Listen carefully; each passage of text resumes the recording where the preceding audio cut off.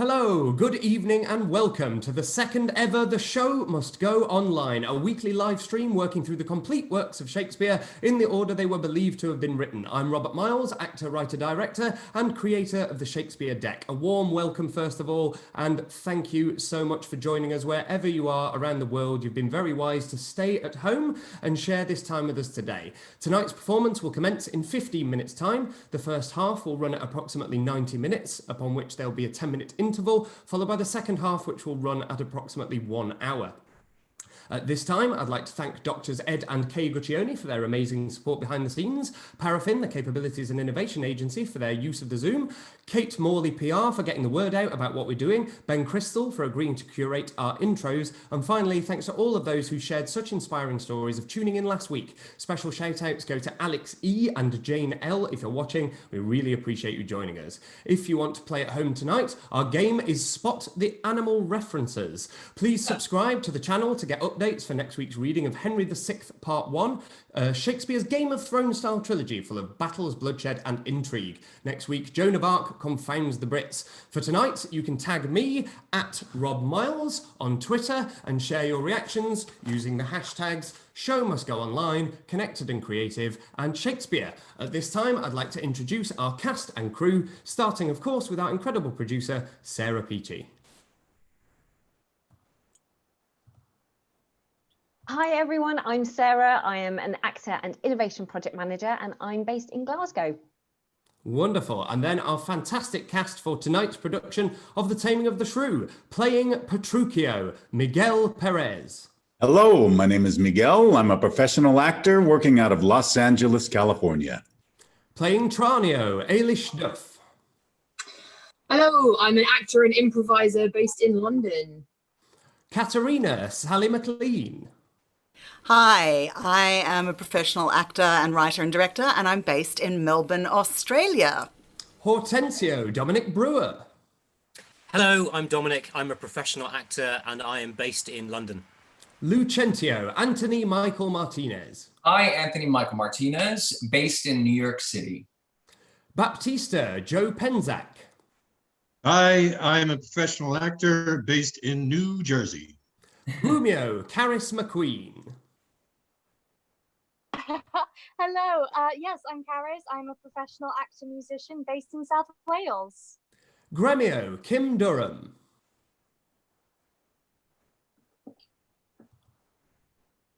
Sorry about that. Hi, I'm Kim. I'm a professional actor based in London, but currently staying in Teesside. Wonderful. Lord and Vincentio, David Sayers. Hi there, I'm David. I'm a professional actor and I live in London. Biondello and Paige, Yolanda Ovide. Hi, I'm Yolanda. I'm based in London. I'm a professional actor, recently graduated from LAMDA. Bianca, Kirsten Foster. Hi, I'm Kirsten. I'm a professional actor based in London. As Sly and Pedant Leo Atkin. Hi, I'm Leo. I'm a professional actor and I'm based in the wilds of Lancashire. As Curtis, Messenger and Players, Tim Green. Hi, I'm Tim. I'm a maker of television in South Wales and I'm no sort of professional actor. Tailor, Widow and First Huntsman, Mary Ion. Hi, I'm Mary. I'm a trauma therapist and I'm based in London. First Servant and Nathaniel Muhadissa. Hi, I'm Muhadissa. I'm a theatre student who goes to the University of Toronto and Sheridan College. As Second Servant and Philip, Katie Mestres. Hi, I'm Katie. I am a theatre education student at Kane University based in New Jersey. As Third Servant, Joseph, Quinton Vanderwaller.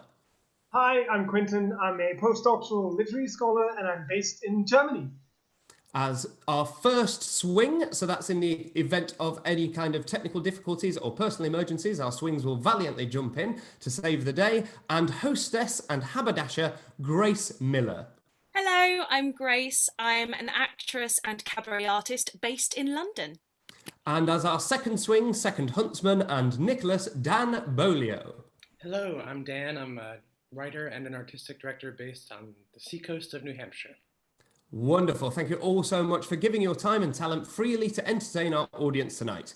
As I'm sure many of you know, here in the UK, there is a social drive to clap for our carers at 8 p.m, giving a round of applause for frontline NHS healthcare workers who are giving their all to keep us safe and healthy. At 8 p.m, we'll be taking part in that applause, led by the wonderful Mary Ion, who is a member of our wonderful NHS, and we'll be extending that round of applause to frontline healthcare workers all around the world.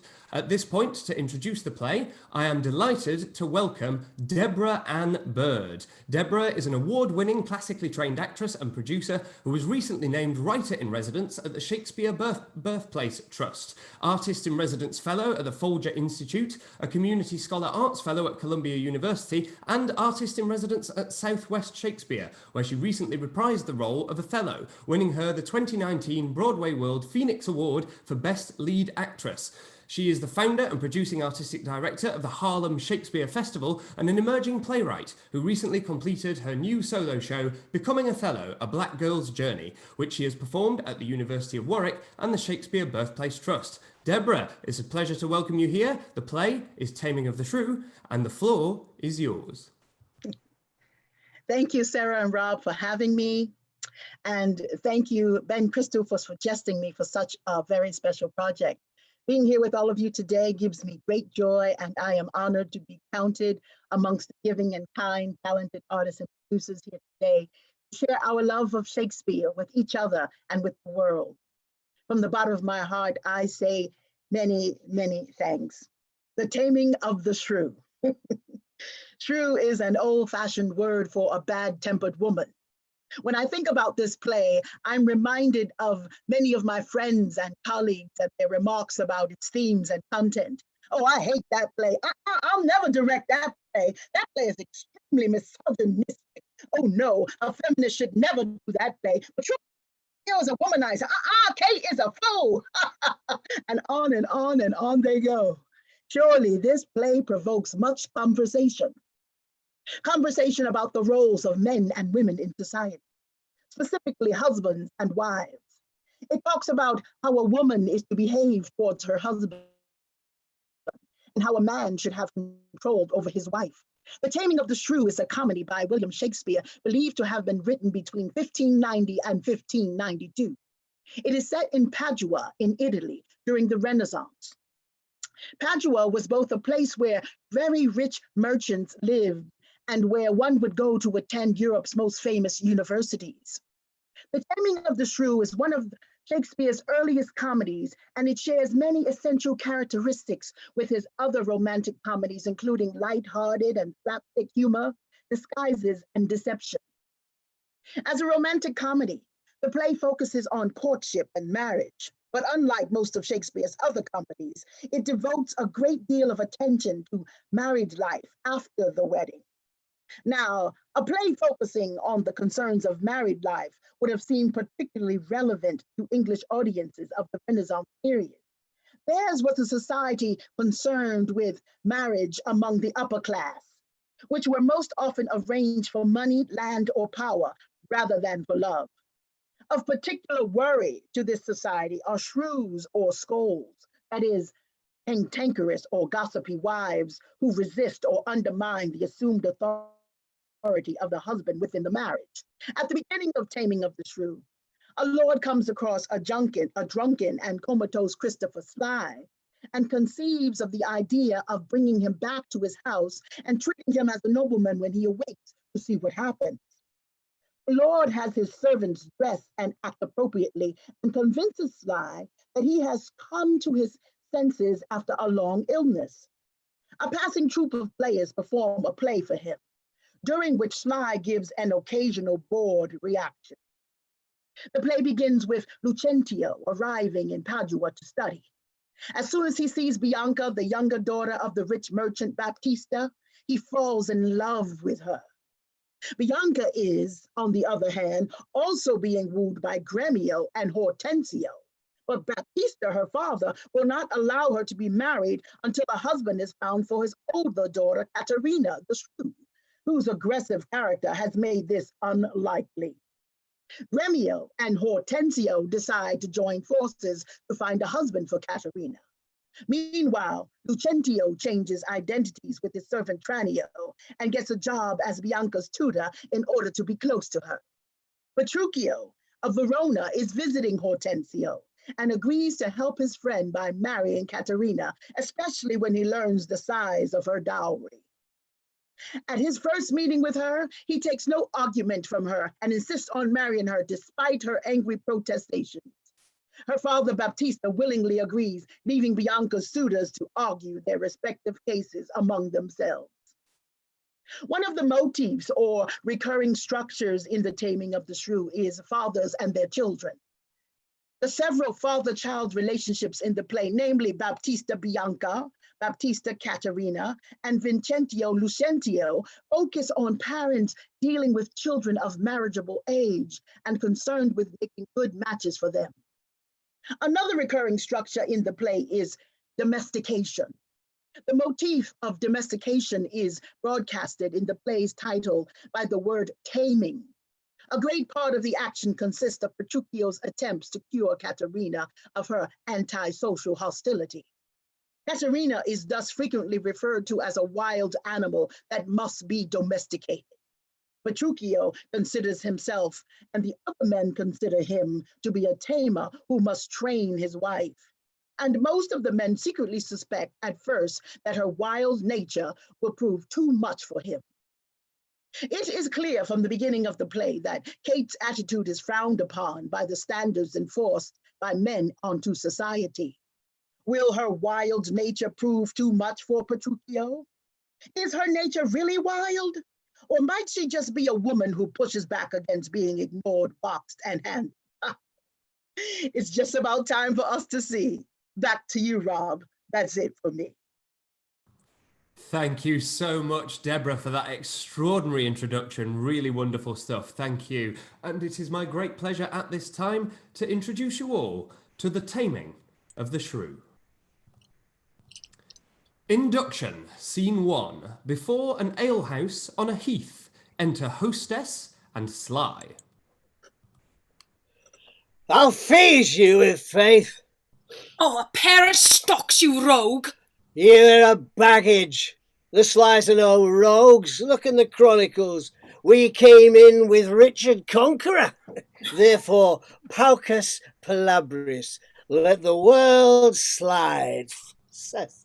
You will not pay for the glasses you have burst. No, not a denier. Go by Geronimy. Go to that cold bed and warm thee. I know my remedy. I must go fetch the third borough. Exit hostess. Third or fourth or fifth borough, I'll answer him by law. I'll not budge an inch, boy. Let him come, and kindly. Horns winded. Enter a lord from hunting with his train. Huntsman, I charge thee, tender well my hounds. Breathe, Merriman, the poor cur is embossed, and couple Clowder with a deep mathed rack. Sawest thou not, boy, how silver made it good the hedge corner in the coldest fault? I would not lose the horse for the dog for £20. Why, Bellman is as good as he, my lord. He cried upon it at the merest loss, and twice today picked out the dullest scent. Trust me, I take him for the better dog. Oh, thou art a fool. If Echo were as fleet, I would esteem him worth a dozen such. But sup them well and look unto them all. Tomorrow I intend to hunt again. I will, my lord. Exeunt doggos. What's here? One dead. Or drunk. See, doth he breathe? Oh, he breathes, my lord. Were he not warmed with air, this were a bed but cold to sleep so soundly. Oh, monstrous beast, how like a swine he lies. Grim death, how foul and loathsome is thine image. Sirs, I will practice on this drunken man. What think you, if he were conveyed,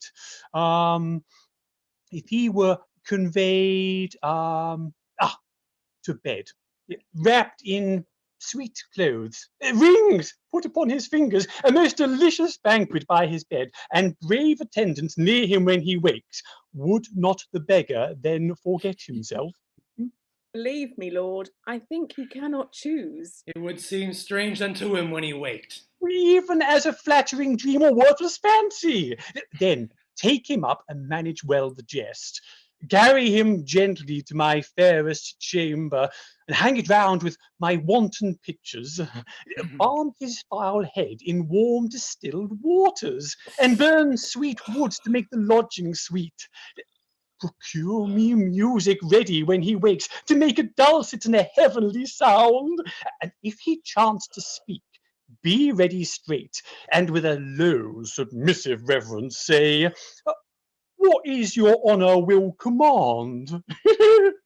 Let one attend him with a silver basin full of rose water and bestrewed with flowers. Another bear the ewer, the third a diaper, and say, wilt please your lordship cool your hands? Someone be ready with a costly suit, and ask him what apparel he will wear. Another tell him of his hounds and horse, and that his lady mourns at his disease. Persuade him that he hath been lunatic, and when he says he is, say that he dreams, for he is nothing but a mighty lord. This do, and do it kindly, gentle sirs. It will pass time passing excellent, if it be husbanded with modesty. My lord, I warrant you we will play our part, as he shall think by our true diligence that he is no less than what we say he is. Take him up gently into bed with him, and each one to his office when he wakes. Third servant bear out slide. A trumpet sounds. Sirrah, go see what trumpet is that sounds. Exit first servingman. Be like some noble gentleman that means travelling some journey to repose him here. Re-enter first servingman. Well, how now? Who is it? And please your honor, players that offer service to your lordship. Bid them come near. Enter players. Oh, now, fellows, you are welcome.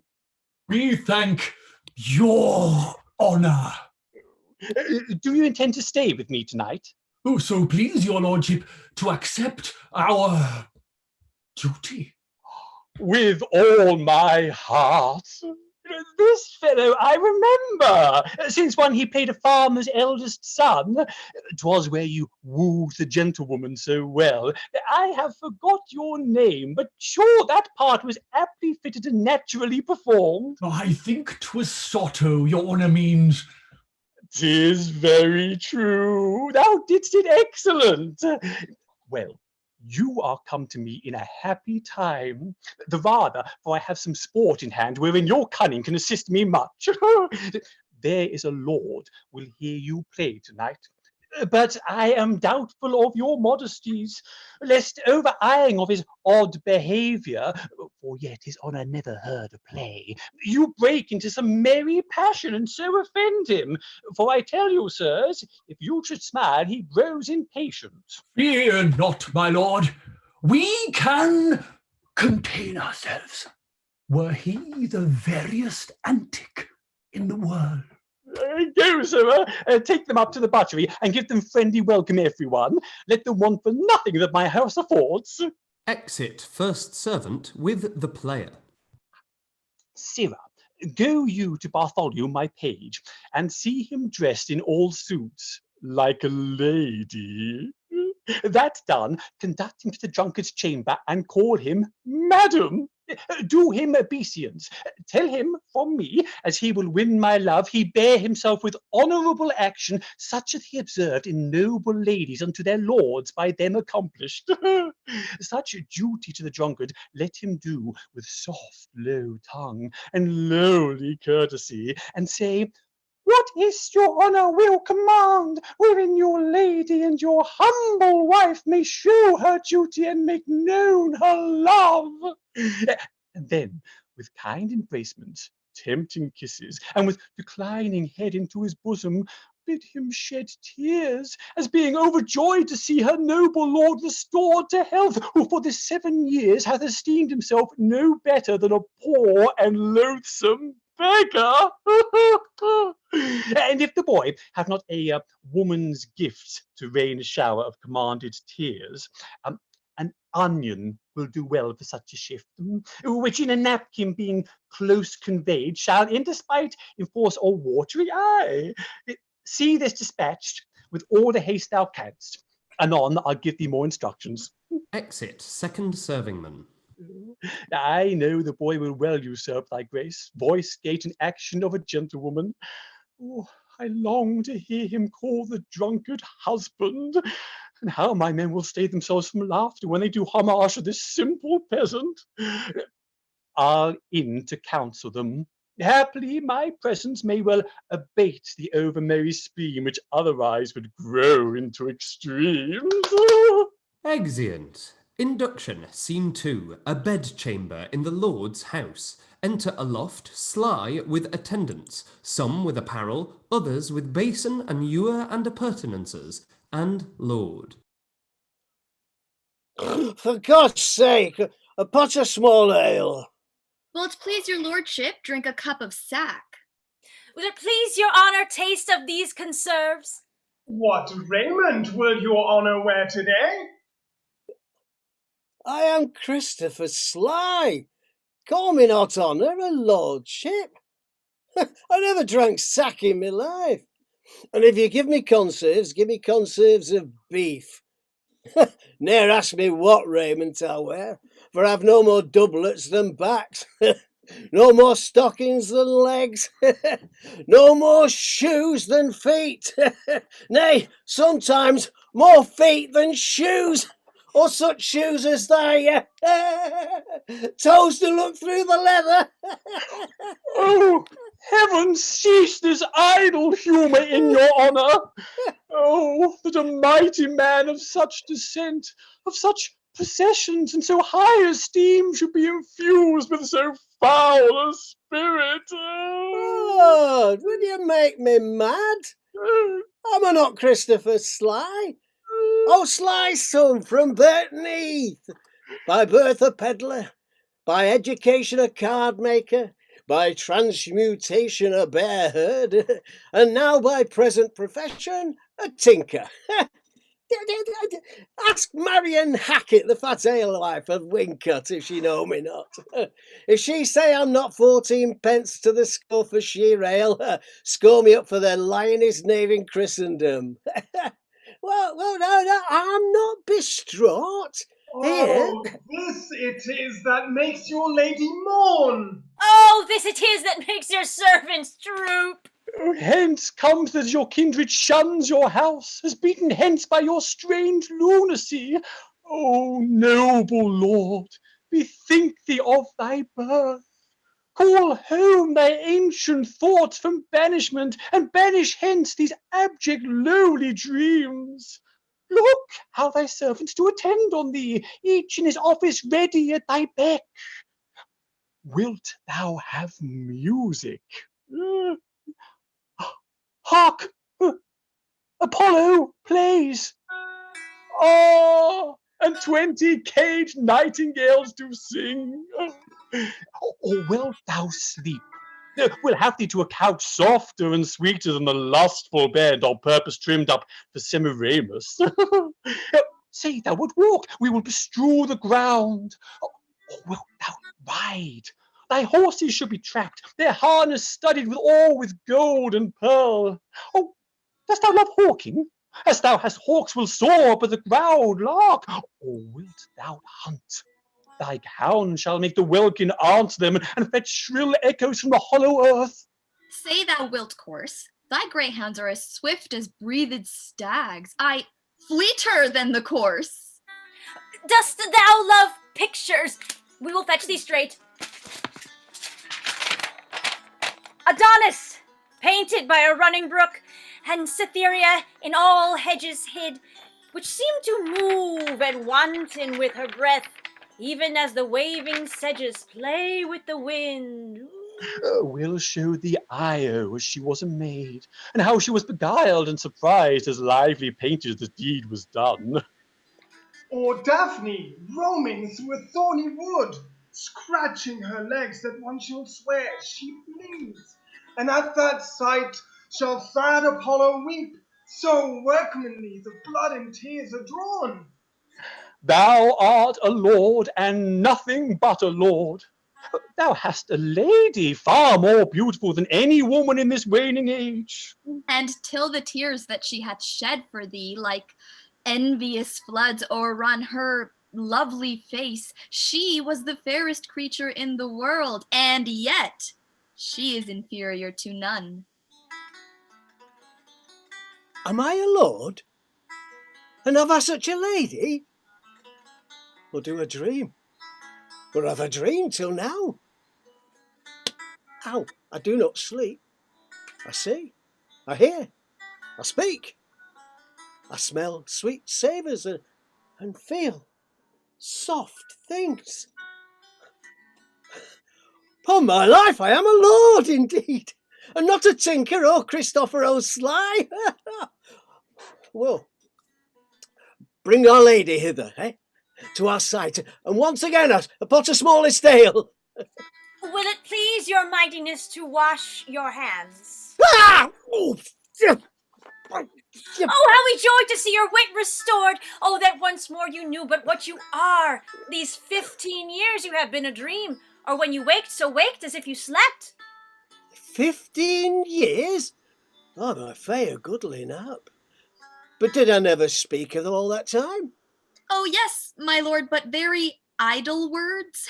For though you lay here in this goodly chamber, yet would you say ye were beaten out of door, and rail upon the hostess of the house, and say you would present her at the leet, because she brought stone jugs and no sealed quarts? Sometimes you would call out for Cicely, Hackett. Aye, the woman's maid of the house. Why, sir, you know no house, nor no such maid, nor no such men as you have reckoned up, as Stephen Sly, and did John Naps of Greece, and Peter Turf, and Henry Pimpernel, and 20 more such names and men as these, which never were, nor no man ever saw. Now, Lord be thanked for my good amends. Amen. I thank thee. Thou shalt not lose by it. Enter the page as a lady. How fares my noble lord? Marry, I fare well, for here is cheer enough. Where is my wife? Here, noble lord. What is thy wilt with her? Are you my wife and will not call me husband? My men should call me lord. I am your good man. My husband and my lord and husband, I am your wife in all obedience. I know it well. What must I call her? Madam. Alice, madam, or Joan, madam? Madam, and nothing else. So lords call ladies. Madam wife, they say I have dreamed and slept some 50 years or more. Aye, and the time seems 30 unto me, being all this time abandoned from your bed. 'Tis much. Servants, leave me and her alone. Madam, undress you and now come to bed. Thrice, noble lord, let me entreat of you to pardon me yet for a night or two, or if not so, until the sun be set. For your physicians have expressly charged, in peril to incur your former malady, that I should get absent from your bed. I hope this reason stands for my excuse. Aye, it stands that I may hardly tarry so long, but I would be loath to fall into my dreams again. I will therefore tarry, despite of flesh and blood. Enter a messenger. Your honours players, heeding your amendments, I come to play a pleasant comedy. For so your doctors hold it very meet, seeing too much sadness hath congealed your blood, and melancholy is the nurse of frenzy. Therefore, they thought it good you hear a play, and frame your minds to mirth and merriment, which bars 1,000 harms and lengthens life. Marry, I will. Let them play it. Is it not a comedy, or a Christmas gamble, or a tumbling trick? No, my good lord, it is more pleasing stuff. What? Household stuff? It is a kind of history. Oh. Well, we'll see it. Come, madam wife, sit by my side. Let the world slip. We shall ne'er be younger. Exeunt with flourish.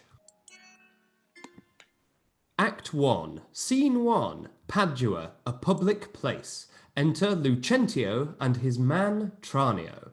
Tranio, since for the great desire I had to see fair Padua, nursery of arts, I am arrived for fruitful Lombardy, the pleasant garden of great Italy.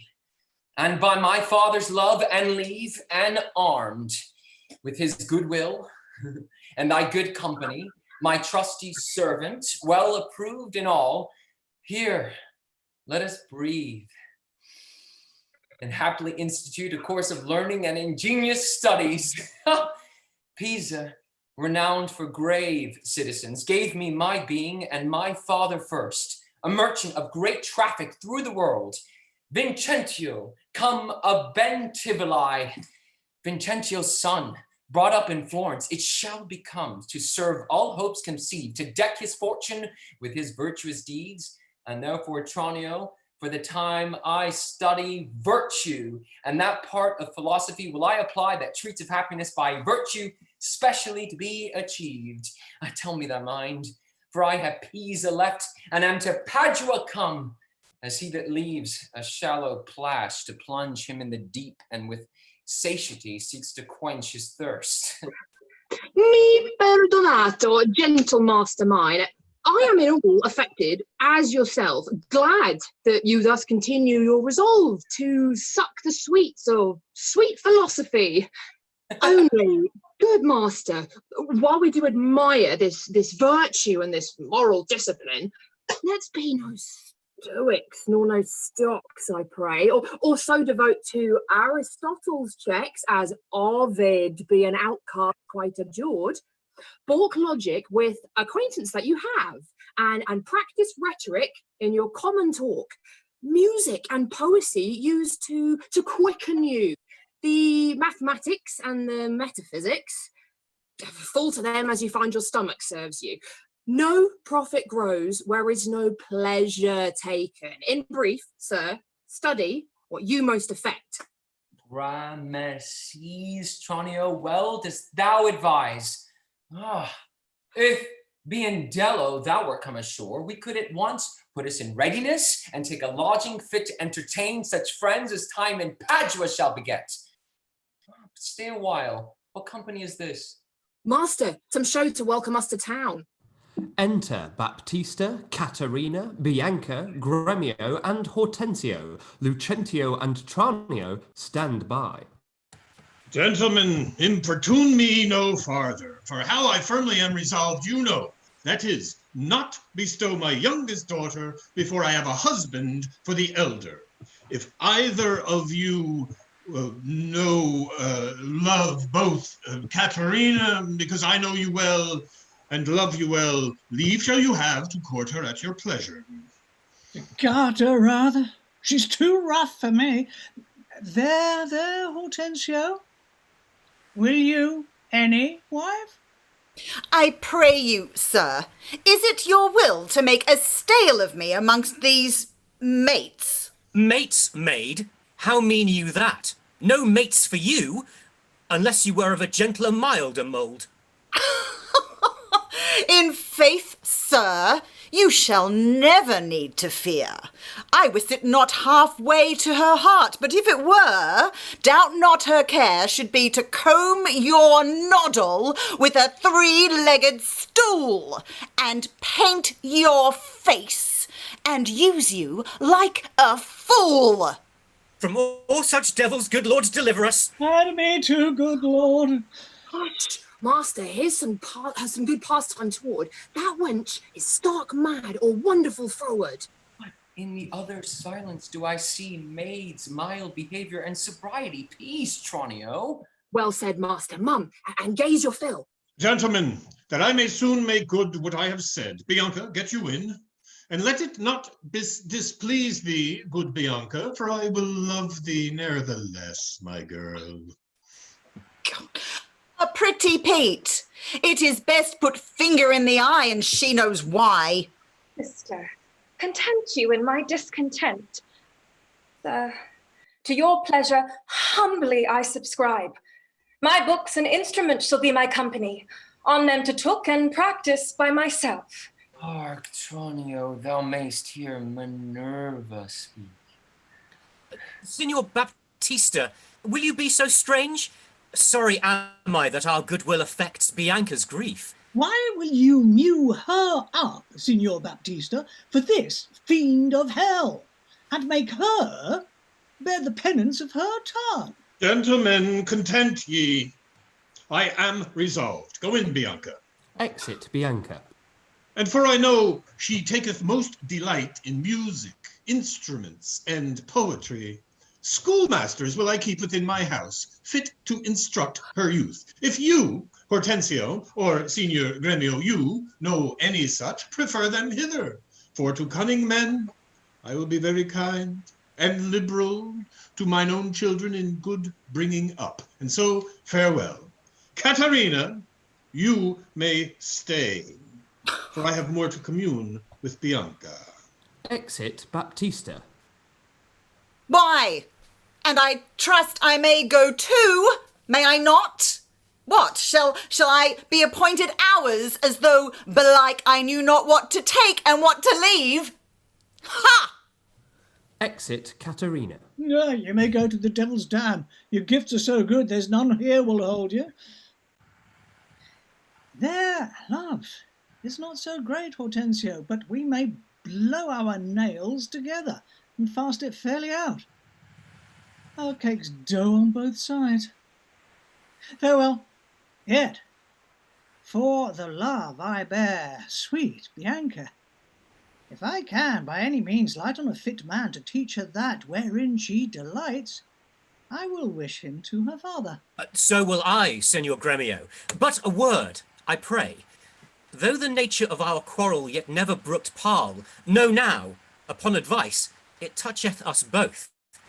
That we may yet again have access to our fair mistress and be happy rivals in Bianca's love, to labour and effect one thing specially. What's that, I pray? Marry, sir, to get a husband for her sister. A husband? A devil? I say a husband. I say a devil. Yeah. Thinkest thou, Hortensio, though her father be very rich, any man is so very a fool to be married to hell? Oh, tush, GREMIO. Though it pass your patience and mine to endure her loud alarums, why, man, there be good fellows in the world, and a man could light on them, would take her, with all faults, and money enough. Well, I cannot tell. But I had as lief take her dowry with this condition, to be whipped at the high cross every morning. Faith, as you say, there's small choice in rotten apples. But come, since this bar in law makes us friends, it shall be so far forth friendly maintained, till, by helping Baptista's eldest daughter to a husband, we set his youngest free for a husband, and then have to it fresh. Sweet Bianca, happy man be his dole. He that runs fastest gets the ring. How say you, Senor GREMIO? I am agreed. Ah. And would I had given him the best horse in Padua to begin his wooing, that would thoroughly woo her, wed her, and bed her, and rid the house of her. Come on. Exeunt GREMIO and Hortensio.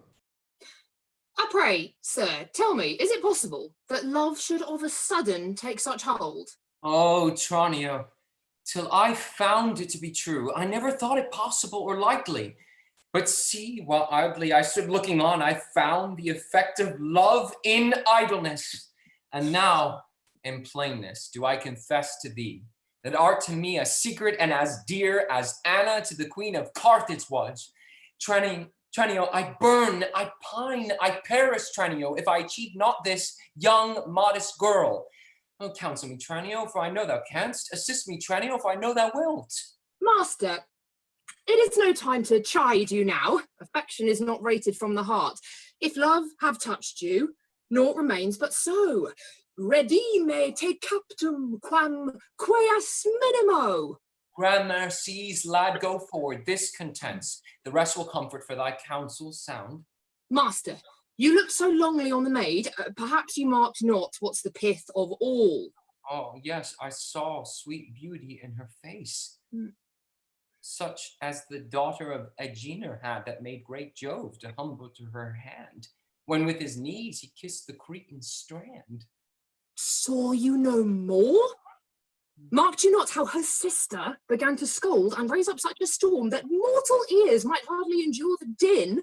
Tranio, I saw her coral lips to move, and with her breath she did perfume the air. Sacred and sweet was all I saw in her. Nay then, 'tis time to stir him from this trance. I pray, awake, sir. Oh! If you love the maid, bend thoughts and wits to achieve her. Thus it stands. Her elder sister is so cursed and shrewd that till the father rid his hands of her, master, your love must live a maid at home. And therefore has he closely mewed her up, because she will not be annoyed with suitors. Oh, Tranio, what a cruel father's he.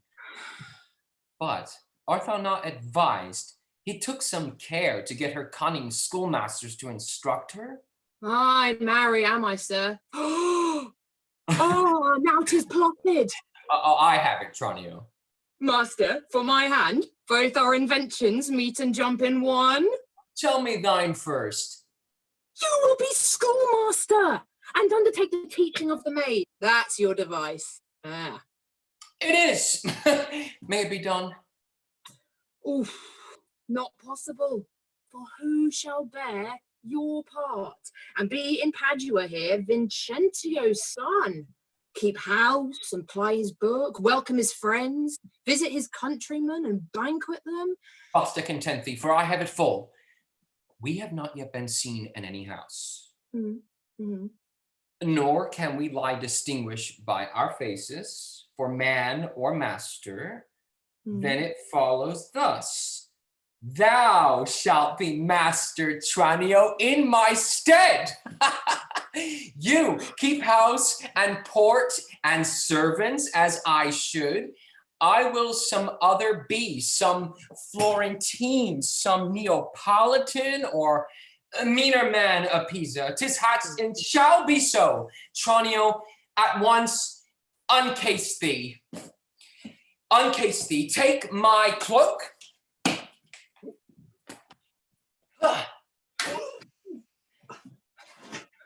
When Biondello comes, he waits on thee, but I will charm him first to keep his tongue. So had you need, in brief, sir, sith it your pleasure is, and I am tied to be obedient, for so your father charged me at our parting. Be serviceable to my son, quoth he, although I think 'twas in another sense. I am content to be Lucentio, because so well I love Lucentio. Tranio, be so because Lucentio loves. And let me be a slave to achieve that maid whose sudden sight hath thralled my wounded eye. Here comes the rogue. Enter Biondello. Sirrah, where have you been? Where have I been? Nay, how now? Where are you? Master, has my fellow Tranio stolen your clothes? Or you stolen his? Or both? Pray, what's the news? Sirrah, come hither. 'Tis no time to jest, and therefore frame your manners to the time. Your fellow Tranio here, to save my life, puts my apparel and my countenance on, and for my escape have put on his. For in a quarrel, since I came ashore, I killed a man, and I was described. Wait you on him, I charge you as becomes, while I make way from hence to save my life. Do you understand me? Aye, sir. Never a whit. And not a jot of tranio in your mouth. Tranio is changed into lucentio. The better for him, but I was so too. So could I, Faith, boy, to have the next wish after. That Lucentio indeed had Baptista's youngest daughter, but Sirrah, not for my sake, but for our master's, I advise you use your manners discreetly in all kind of companies. When I am alone, why then, I am Tranio. But in all places else, your master, Lucentio. Tranio, let's go. One thing more rest, that thyself executes, to make one among these wooers. If thou ask me why, suffice it, my reasons are both good and weighty. Exeunt. The presenters, Sly, Lord, and First Servant above speak. My lord, you nod. You do not mind the play. Yes, by St. Anne, do I? A good matter, surely. Comes there any more of it? My lord, 'tis but begun. Oh, 'tis a very excellent piece of work, my lord. Would 'twere done. They sit and mark. Act 1, Scene 2, Padua, before Hortensio's house. Enter Petruchio and his man GRUMIO. Verona! For a while I take my leave to see my friends in Padua. But of all my best beloved and approved friend Hortensio, and I trow this is his house. Here, Sirrah GRUMIO, knock, I say. Knock, sir? Whom should I knock? Is there a man has rebuked your worship? Villain, I say knock me here soundly. Knock you here, sir? Why, what am I, sir, that I should knock you here, sir? Villain, I say knock me at this gate, and rap me well, or I'll knock your knave's pate. My master has grown quarrelsome. I should knock you first, and then I know after who comes by the worst. Will it not be? Faith, sir, and you'll not knock, I'll ring it. I'll try how you can so far and sing it. Help! Master! Help! My master is mad! Now knock when I bid you, sirrah villain. How now? What's the matter? My old friend GRUMIO! And my good friend Petruchio! How do you all at Verona? Signor Hortensio, come you to part the fray, con tutto il cuore bon trovato, may I say. Alla nostra casa benvenuto, mono onorato, signor mio Petruchio. Rise, GRUMIO, rise.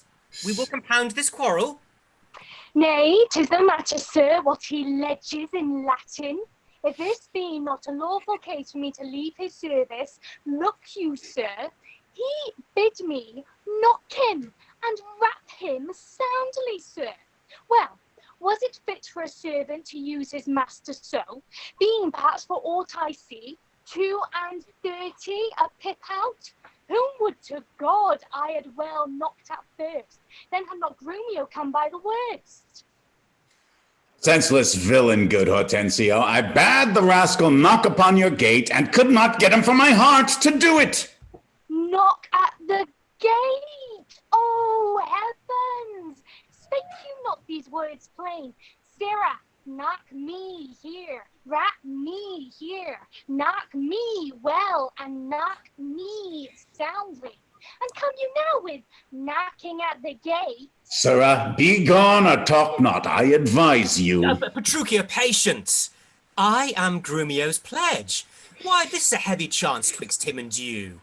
Your ancient, trusty, a pleasant servant, GRUMIO.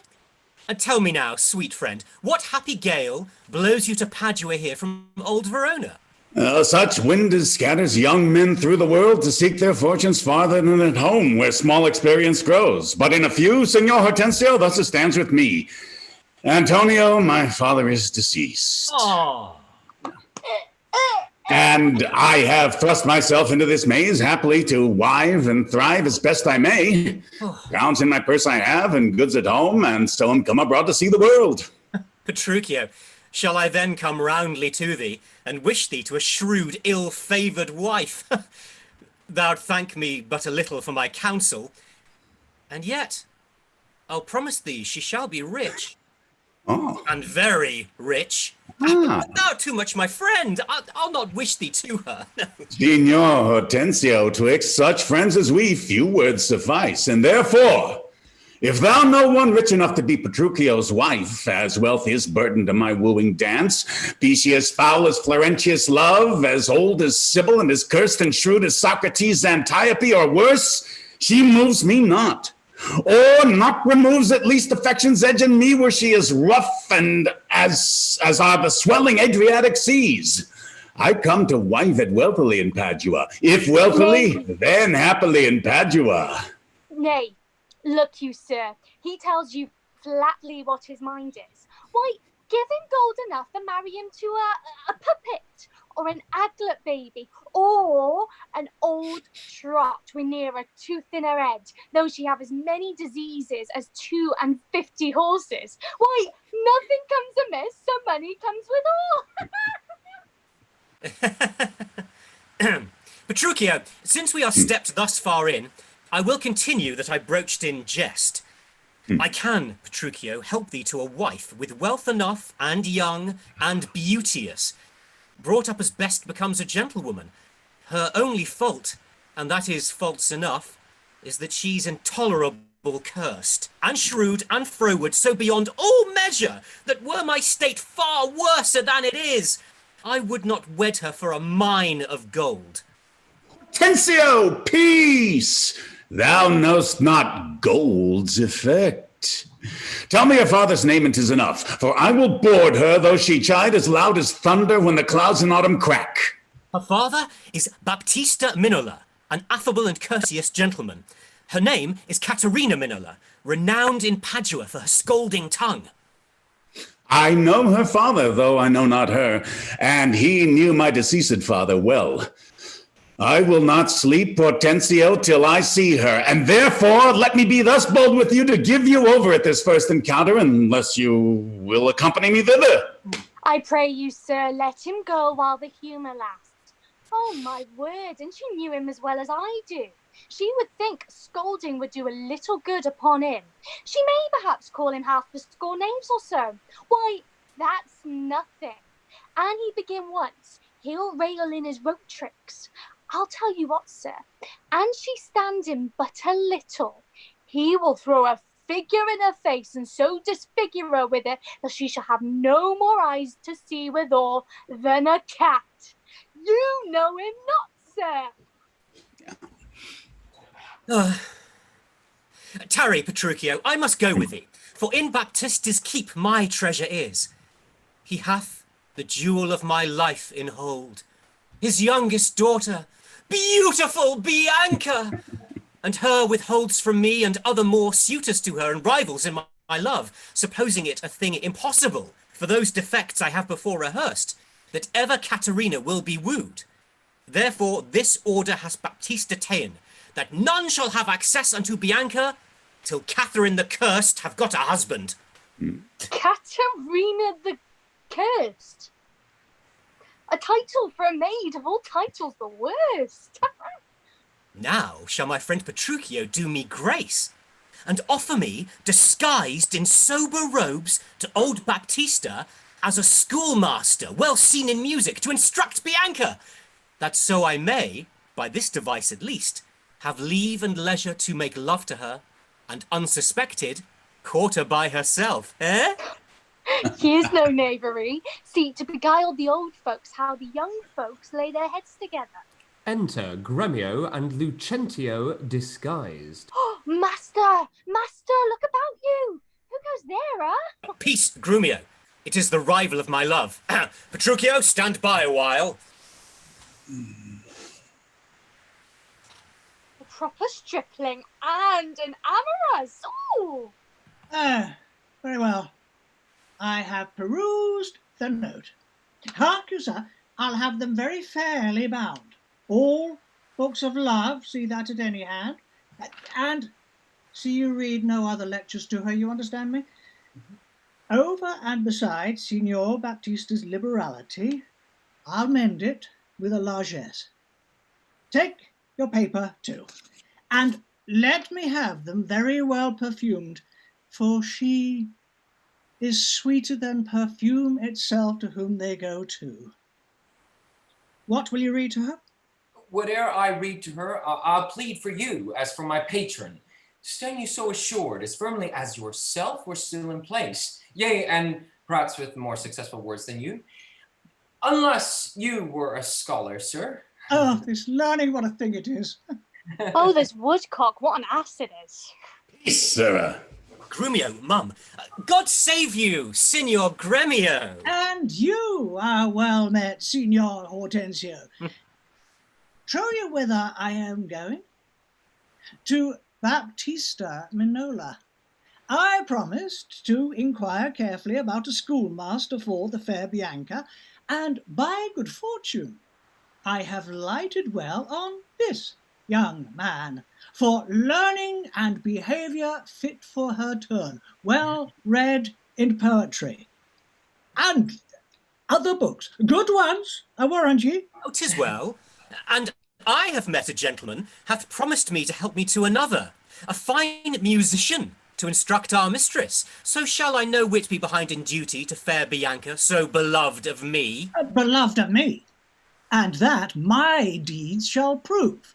And that his bags shall prove. Gremio, 'tis now no time to vent our love. Listen to me, and if you speak me fair, I'll tell you news indifferent good for either. Here is a gentleman whom by chance I met, upon agreement from us to his liking, would undertake to woo cursed Catharine, yea, and to marry her if her dowry please. So said, so done is well.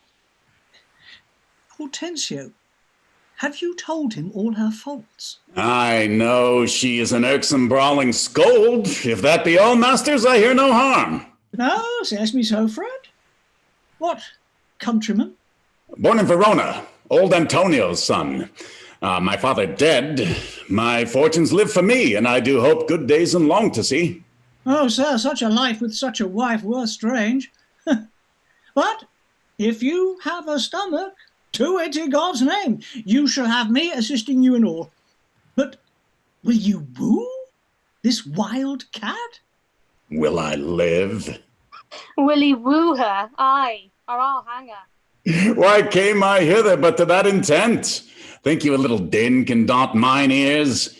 Have I not in my time heard lions roar? Have I not heard the sea puffed up with winds rage like an angry boar chafed with sweat?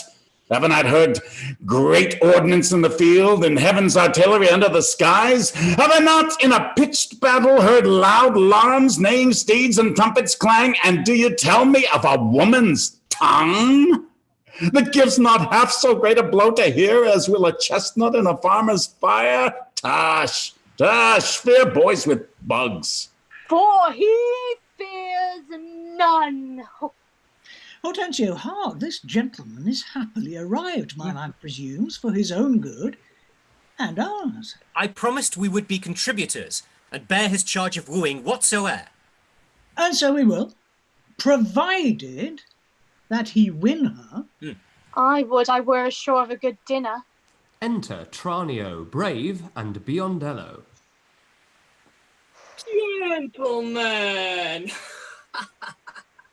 God thank you. If I may be bold, tell me, I beseech you, what is the readiest way to the house of Signor Baptista Minola? He that has the 2 fair daughters, is he, you mean? Even he, Biondello. Hark you, sir, you mean not her to whom we Perhaps him and her, sir. What have you to do? Not her that chides, sir, at any hand, I pray. I love no chiders, sir. Biondello, let's away. Well begun, Tranio. Sir, a word ere you go. Are you a suitor to the maid you talk of, yea or no? And if I be, sir, is it any offence? No, if without more words you'll get you hence. Why, sir, I pray, are not the streets as free for me as for you? No, but so is not she. For what reason, I beseech you?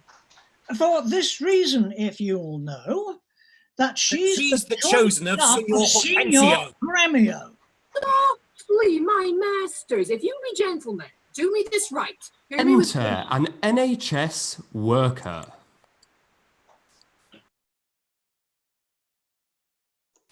Hello, everyone. I'm Mary. I'm an NHS trauma therapist. I invite you now to join us in a round of applause. This is to honour the incredible healthcare workers on the front lines all around the world. We offer our heartfelt thank you.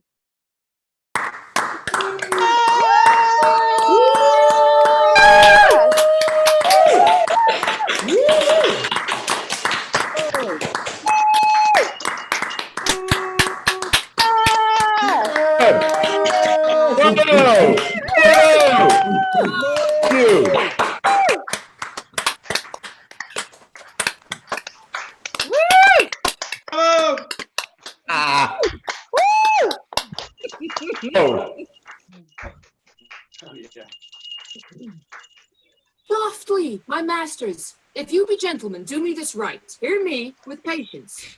Baptista is a noble gentleman to whom my father is not all unknown. And were his daughter fairer than she is, she may more suitors have, and me for one.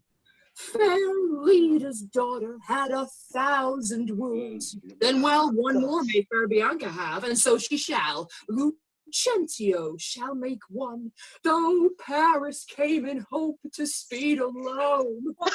Will out-talk us all.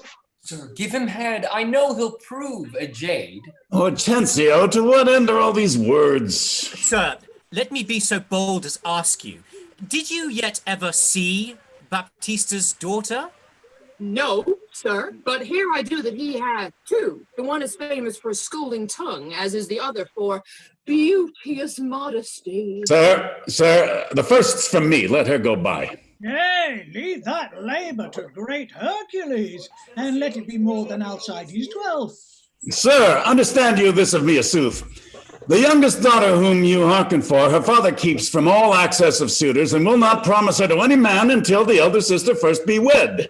The younger then is free to, and not before. If it be so, sir, that you are the man, must stead us all, and me amongst the rest. And if you break the ice and do this feat, achieve the elder, set the younger free for our access, whose hap shall be to have her, will not be so graceless be to being great. Sir, you say well, and well you do conceive. And since you do profess to be a suitor, you must, as we do, gratify this gentleman to whom we all rest generally beholding. Sir, I shall not be in slack, in sign whereof. Please ye, may we contrive this afternoon and quaff carouses to our mistress health, and do as adversaries do in law, strive mightily, but eat and drink as friends. Oh, excellent motion! Pharaoh, let's be gone! The motion's good indeed, and be it so. Petruchio, I shall be your benvenuto, hey! Exeunt. Act 2, Scene 1. Padua, a room in Baptista's house. Enter KATHARINA and Bianca. Oh, good sister! Wrong me not, nor wrong yourself, to make a bondmaid and a slave of me. That I disdain. But for these other gauds, unbind my hands! I'll pull them off myself! Yea! Oh, my raiment to my petticoat! Oh. What you will command me, will I do? Oh, well, I know my duty to my elders. Of all thy suitors, I charge thee, tell whom thou lovest best. See thou dissemble not. Believe me, sister, of all the men alive, I never yet beheld that special face which I could fancy more than any other. Minion, thou liest. Is it not Hortensio? If you affect him, sister, Here I swear I'll plead for you myself, but you shall have him. Oh, then belike you fancy riches more. You will have GREMIO to keep you fair. Is it for him you do envy me so? Nay, then you jest. And now I well perceive you have but jested with me all this while. I prithee, Sister Kate, untie my hands! No, if that be jest, then all the rest was so. Enter Baptista. Ah, why, how now, dame? Whence grows this insolence? Bianca, stand aside. A poor girl, she weeps. Go, ply thy needle, meddle not with her. For shame, thou helding of a devilish spirit! Why dost thou wrong her that ne'er did wrong thee? When did she cross thee with a bitter word? Her silence flouts me, and I'll be revenged! What? In my sight? Bianca, get thee in! Exit Bianca. What? Will you not suffer me? Nay, now I see she is your treasure. She must have a husband. I must dance barefoot on her wedding day, and for your love to her, lead apes to hell. Talk not to me. I will go sit and weep till I can find occasion of revenge. Exit KATHARINA. Was ever gentleman thus grieved as I? But who comes here? Enter GREMIO, LUCENTIO in the habit of a mean man, PETRUCHIO with HORTENSIO as a musician, and TRANIO with Biondello bearing a lute and books. Good morrow, neighbour Baptista. Good morrow, neighbor GREMIO. God save you, gentlemen. And you, good sir. Wait, have you not a daughter called KATHARINA, fair and virtuous? I have a daughter, sir, called KATHARINA. You are too blunt. Go to it orderly. You wrong me, Signor GREMIO. Give me leave. I'm a gentleman of Verona, sir, and that hearing of her beauty and her wit, her affability and bashful modesty, her wondrous qualities and mild behavior, am bold to show myself a forward guest within your house to make mine eye witness of that report which I so oft have heard. And for entrance to my entertainment, I do present you with a man of mine, cunning and in music and the mathematics, to instruct her fully in those sciences whereof I know she's not ignorant. Accept of him, or else you do me wrong. His name is Licio, born in Mantua. You're welcome, sir, and he for your good sake. But for my daughter KATHARINA, this I know, she is not for your turn. The more my grief. Well, I see you do not mean to part with her, or else you like not of my company. Mistake me not. I speak but as I find. Whence are you, sir? What may I call your name? Petruchio is my name, Antonio's son, a man well known throughout all Italy. I know him well. You are welcome for his sake. Saving your tale, Petruchio, I pray, let us that are poor petitioners speak to the Carys. You are marvellous forward. Oh, pardon me, Signor GREMIO, I would fain be doing. I doubt it not, sir, but you will curse your wooing. Neighbour, this is a gift. Very grateful, I am sure of it. To express the kindness myself that have been more kindly beholding to you than any, freely give unto you this young scholar that hath been long studying at Rheims, as cunning in Greek, Latin, and other languages as the other in music and mathematics. His name is Cambio. Pray, accept his service. 1,000 thanks, Signor GREMIO. Welcome, good Cambio. But, gentle Sir, methinks you walk like a stranger. May I be so bold to know the cause of your coming? Pardon me, sir, the boldness is mine own, that being a stranger in this city here, to make myself a suitor to your daughter, unto Bianca, fair and virtuous. Nor is your firm resolve unknown to me in the preferment of the eldest sister. This liberty is all that I request, that upon knowledge of my parentage, I may have welcome mongst the rest that woo, and free access and favor as the rest, and towards the education of your daughters, I here bestow a simple instrument.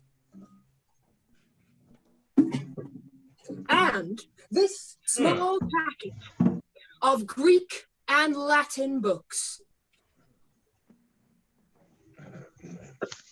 If you accept them, then their worth is great.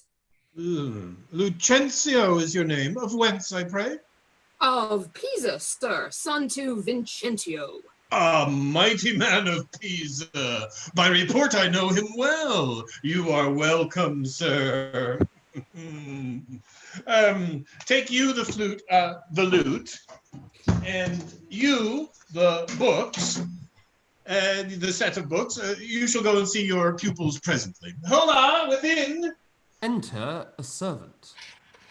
Sirrah, lead these gentlemen to my daughters, and tell them both these are their tutors. Bid them use them well. Exit servant with Lucentio and Hortensio, Biondello following. We will go walk a little in the orchard, and then to dinner. You are passing welcome, and so I pray you all to think yourselves. Signor Baptista, my business asketh haste, and every day I cannot come to woo. You knew my father well, and in him me, left solely heir to all his lands and goods, which I have bettered rather than decreased. Then tell me, if I get your daughter's love, what dowry shall I have with her to wife? After my death, the one half of my lands, and in possession 20,000 crowns. And for that dowry, I'll assure her widowhood, be it that she survives me, in all my lands and leases whatsoever. Let specialties be therefore drawn between us, that covenants may be kept on either hand. Aye, when the special thing is well obtained, that is her love, for that is all in all. Why, that is nothing, for I tell you, Father, I am as peremptory as she is proud-minded, and where two raging fires meet together, they do consume the thing that feeds their fury. Though little fire grows with little wind, yet extreme gusts will blow out fire and all. So I to her, and so she yields to me, for I am rough and woo not like a babe. Well, mayest thou woo, and happy be thy speed. But be thou armed for some unhappy words. Aye, to the proof, as mountains are for winds that shake not, though they blow perpetually. Re-enter Hortensio with his head broke. How now, my friend? Why dost thou look so pale? For fear, I promise you, if I look pale. What, will my daughter prove a good musician? I think she'll sooner prove a soldier. Iron may hold with her, but never lutes. Why, then thou canst not break her to the lute? Why, no, for she hath broke the lute to me. I did tell her she mistook her frets, and bowed her hands to teach her fingering, when, with a most impatient devilish spirit, frets call you these, quoth she, I'll fume with them. And with that word, she struck me on the head, and through the instrument, my pate made way. And there I stood, amazed, for a while, as on a pillory, looking through the lute, while she did call me rascal fiddler, and twaddling jack, and 20 such vile terms as she had studied to misuse me so. Now, by the world, it is a lusty wench. I love her 10 times more than e'er I did. Oh, how I long to have some chat with her. Well, go with me and be not so discomfited. Proceed and practice with my younger daughter. She's apt to learn and thankful for good turns. Signor Petruchio, will you go with us, or shall I send my daughter Kate to you? I pray you, do. Exeunt all but Petruchio. I will attend her here, and woo her with some spirit when she comes. Say that she rail? Why, then I'll tell her plain she sings as sweetly as a nightingale. Say that she frown? I'll say her she looks as clear as morning roses newly washed with dew. Say she be mute and will not speak a word, then I'll commend her volubility, and say she uttereth piercing eloquence. If she do bid me pack, I'll give her thanks as though she bid me stay by her a week. If she deny to wed, I'll crave the day when I shall ask the banns and when be married. But here she comes. And now, Petruchio, speak. Enter KATHARINA. Good morrow, Kate, for that's your name, I hear. Well, have you heard but something hard of hearing? They call me KATHARINA that do talk of me. You lie of faith, for you were called plain Kate, and bonny Kate, and sometimes Kate the cursed, but Kate, the prettiest Kate in Christendom, Kate of Kate Hall, my super dainty Kate. For dainties are all Kates, and therefore, Kate, take this of me, Kate of my consolation. Hearing thy mildness praised in every town, thy virtues spoke of, and thy beauty sounded, yet not so deeply as to thee belongs. Myself am moved to woo thee for my wife. Moved? In good time. Let him that moved you hither remove you hence. I knew at the first you were immovable. Why, what's unmovable? A joined stool. Thou hast hit it. Come, sit on me. Asses are made to bear, and so are you. Women are made to bear, and so are you. Oh, no such jade as you with me, you mean? Alas, good Kate, I will not burden thee, for knowing thee to be but young and light. Too light for such a swain as you to catch, and yet as heavy as my weight should be. Should buzz. Oh, well ta'en, and like a buzzard. Oh, slow-winged turtle, shall a buzzard take thee? Aye, for a turtle as he takes a buzzard. Come, you wasp, of faith, you were too angry. Oh, if I be waspish, best beware my sting. My remedy, then, is to pluck it out.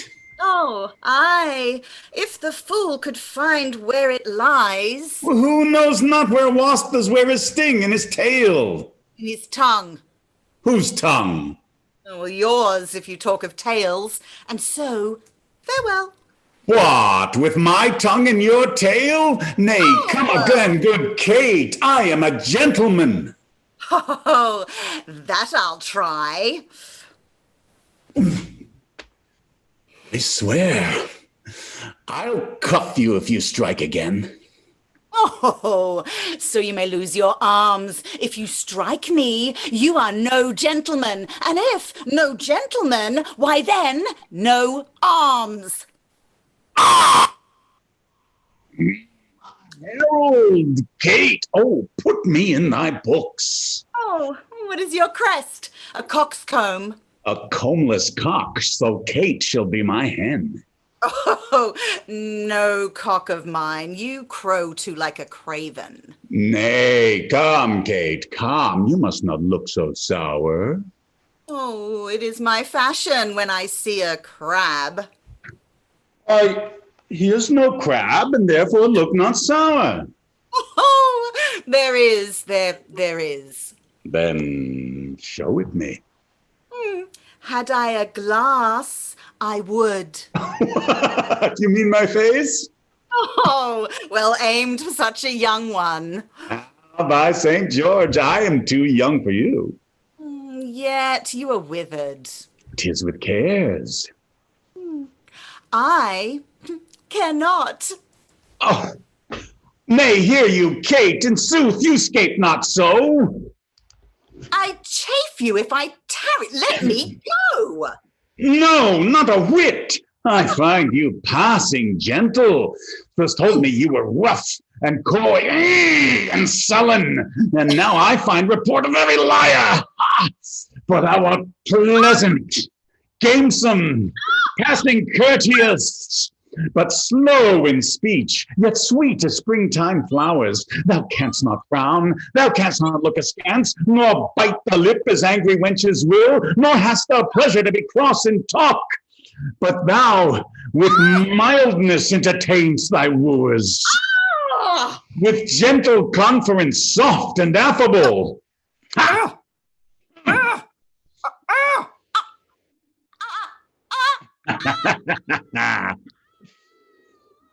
Why does the world report that Kate doth limp? Oh, slanderous world, that Kate like the hazel twig is straight and slender and as brown as hazelnuts and sweeter than the kernels. Oh, let me see thee walk. Thou dost not halt. Oh, go, fool, and whom thou keepst command. Did ever Dian so become a grove as Kate this chamber of her princely gate? Oh, be thou Dian, and let her be Kate, and let Kate be chaste, and Dian sportful. Where did you study all this goodly speech? It is extempore from my mother wit. A witty mother, witless else her son. Am I not wise? Oh, yes. Keep you warm. Marry, so I mean, sweet Catherine, in thy bed. And therefore, setting all this chat aside, thus in plain terms, your father hath consented that you shall be my wife, your dowry agreed on, and will you nill you, I will marry you.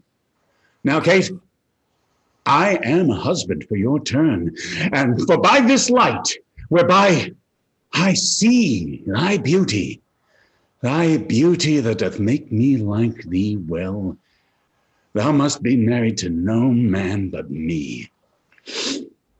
For I am he, am born to tame you, Kate, and bring you from a wild Kate to a Kate conformable in other household Kates. Here comes your father. Never make denial. I must and will have Katharina to my wife. Re-enter Signor Baptista, Gremio, and Tranio. Signor Petruchio, how speed you with my daughter? How but well, sir, how but well. It were impossible I should speed amiss. Why, how now, daughter Katharina? In your dumps? Oh, call you me daughter. Now I promise you, you have showed a tender fatherly regard to wish me wed to one such half lunatic, a madcap ruffian, and a swearing jack that thinks with oaths to face the matter out. Father, 'tis thus. Yourself and all the world that talks of her have talked amiss of her. If she be cursed, it is for policy, for she's not froward, but modest as the dove. She is not hot, but temperate as the morn. For patience, she will prove a second Griselle, and Roman Lucrece for her chastity. And to conclude, we have agreed so well together that upon Sunday is the wedding day.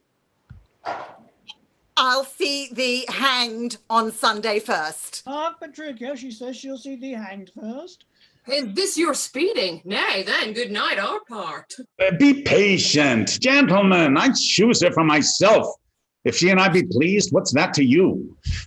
'Tis bargained twixt us twain, being alone, that she shall still be cursed in company. I tell you, 'tis incredible to believe how much she loves me. Oh, the kindest Kate. She hung about my neck, and kiss on kiss she vied so fast, protesting oath on oath, that in a twink she won me to her love. Oh, you are novices. 'Tis a world to see how tame, when men and women are alone, a meacock wretch can make the cursedest shrew. Give me thy hand, Kate. I will unto Venice to buy apparel against the wedding day. Provide the feast, father, and bid the guests. I will be sure my Katharina shall be fine. I know not what to say, but give me your hands. God send you joy, Petruchio. 'Tis a match. We will be witnesses. Father and wife and gentlemen, adieu. I will to Venice. Sunday comes apace. We will have rings and things and bride away. And kiss me, Kate. Mwah! We will be married a Sunday. Exeunt Petruchio and KATHARINA severally. Was ever match clapped up so suddenly? Faith, gentlemen, now I play a merchant's part and venture madly on a desperate mart. 'Twas a commodity lay fretting by you. 'Twill bring you gain or perish on the seas. The gain I seek is quiet in the match. No doubt, but he hath got a quiet catch. But now, Baptista, to your younger daughter. Now is the day we long have looked for. I am your neighbor and was suitor first. And I am the one that loves Bianca more than words can witness or your thoughts can guess. Youngling, thou canst not love so dear as I. Greybeard, thy love doth freeze. But thine doth fry. Skipper, stand back. 'Tis age that nourisheth. But youth in ladies' eyes that flourisheth. Content you, gentlemen, I will compound this strife. 'Tis deeds must win the prize, and he of both that can assure my daughter greatest dower shall have my Bianca's love. Say, Signor GREMIO, what can you assure her? First, as you know, my house within the city is richly furnished with plate and gold, basins and ewers to lave her dainty hands, my hangings all of Tyrian tapestry. In ivory coffers I have stuffed my crowns, in cypress chests my arras counterpoints, costly apparel, tents and canopies, fine linen, Turkey cushions bossed with pearl, valance of Venice golden needlework, pewter and brass, and all things that belong to house or housekeeping. Then, at my farm, I have 100 milch kine to the pail, 60 fat oxen standing in my stalls, and all things answerable to this portion. Myself am struck in years, I must confess, and if I die tomorrow, this is hers. If whilst I live, she will be only mine. That only came well ill. Sir, list to me. I am my father's heir and only son. If I may have your daughter to my wife, I'll leave her houses 3 or 4 as good within rich Pisa walls as any one old Signor GREMIO has in Padua. Ugh. Besides, 2,000 ducats by the year of fruitful land, all which shall be her jointure. What? Have I pinched you, Signor GREMIO? 2,000 ducats by the year of land. My land amounts not to so much in all. That she shall have, besides an argosy that now is lying in Marseille's road. What? Have I choked you with an argosy? Ha! GREMIO, 'tis known my father hath no less than 3 great argosies, besides 2 galleasses and 12 tight galleys. These I will assure her, and twice as much whate'er thou offerest next.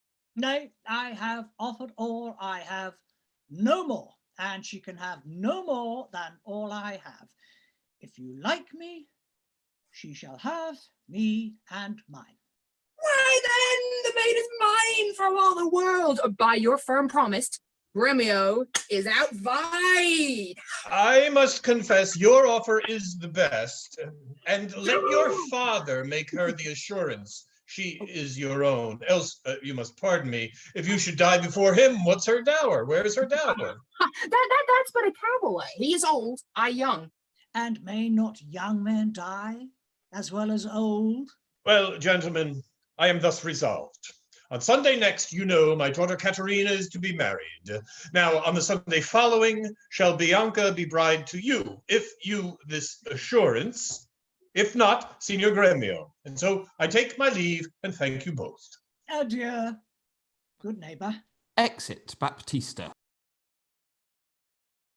Now I fear thee not. Sirrah, young gamester, your father would afford to give thee all, and in his waning age set foot under thy table tattered toy. An old Italian fox is not so kind, my boy. Exit Gremio. Oh, vengeance on your crafty withered hide! Yet I have faced it with a card of 10. 'Tis in my head to do my master good. I see no reason, but supposed Lucentio must get a father, called, supposed, Vincentio. Aha, and that's a wonder. Fathers commonly do get their children, but in this case of wooing, a child shall get a sire, if I fail not of my cunning. Exit TRANIO. Act 3, Scene 1, Padua, Baptista's house. Enter Lucentio, Hortensio, and Bianca.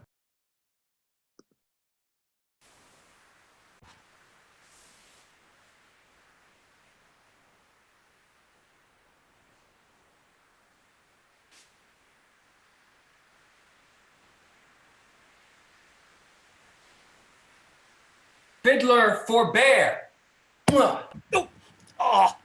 You grow too forward, sir. Have you so soon forgot the entertainment her sister KATHARINA welcome you withal? But, wrangling pedant, this is the patroness of heavenly harmony. Then give me leave to have prerogative, and when in music we have spent an hour, your lecture shall have leisure for as much. Preposterous ass! They never read so far to know the cause why music was ordained. Was it not to refresh the mind of man after his studies or his usual pain? Give me leave to read philosophy, and while I pause, serve in your harmony. Sirrah, I will not bear these braves of thine. Why, gentlemen, you do me double wrong, to strive for that which resteth in my choice. I am no breaching scholar in the schools. I'll not be tied to hours nor pointed times, but learn my lessons as I please myself. And to cut off all strife, here, sit we down. Take you your instrument, play you the whiles. His lecture will be done ere you have tuned. Oh, you'll leave his lecture when I am in tune? That will never be. Tune your instrument. Where left we last? Here, madam. Hic abat simois, hic est sigea telis, hic steterat priami regia Chelsesenis. Construe them. Hic abat, as I told you before. Simois, I am Lucentio, son unto Vincentio of Pisa. Sigea Tellus, distinguished thus, to get your love. Hic steterat, and that Lucentio that comes a-wooing, Priami is my man Tranio. Regia, bearing my part, Chelsesenis, that we might beguile the old pantaloon. Madam, my instrument is in tune. Let's hear. Oh, 5. The treble, jaws.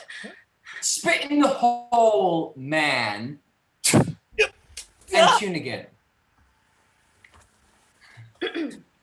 Now, let me see if I can construe it. Hic ebat simois. I know you not. Hic est Segea tellus. I trust you not. Hic seperat plia me. Heed he hear us not. Regia. You do not. Celsa senis. Despair not. Madam, 'tis now in tune. All but the bass. The bass is right! 'Tis the bass knave that jars. How fiery and forward our pedant is. Now, for my life, the knave doth court my love. Pedescule, I'll watch you better yet. In time I may believe, yet I mistrust. Mistrust it not. For sure, Aeacides was Ajax called so from his grandfather. I must believe, my master, else I promise you I should be arguing still upon that doubt. But let it rest. Now, Lucio, to you. Good master, take it not unkindly, pray, that I have been thus pleasant with you both. You may go walk and give me leave a while. My lessons make no music in 3 parts. Are you so formal, sir? Well, I must wait and watch withal, for I be deceived. Our fine musician groweth amorous. Madam, before you touch the instrument to learn the order of my fingering, I must begin with rudiments of art, to teach you gamut in a briefer sort, more pleasant, pithy, and effectual than hath been taught by any of my trade. And there it is in writing, written down, fairly drawn. Oh, I am past my gamut long ago. Yet read the gamut of Hortensio.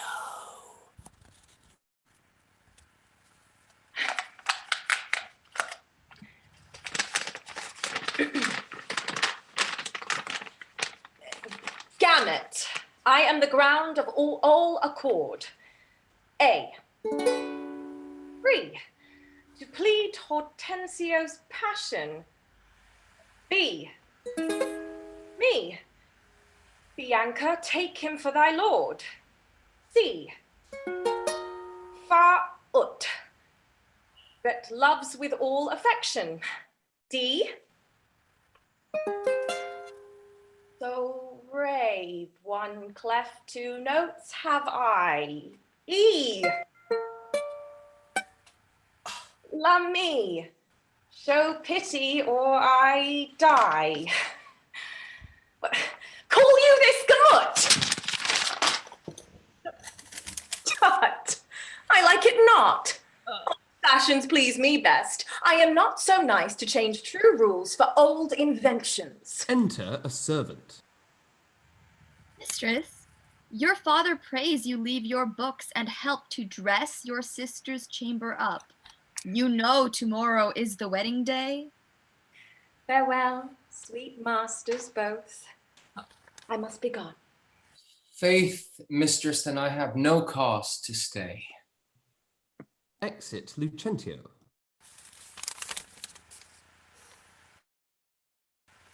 But I have cause to pry into this pedant.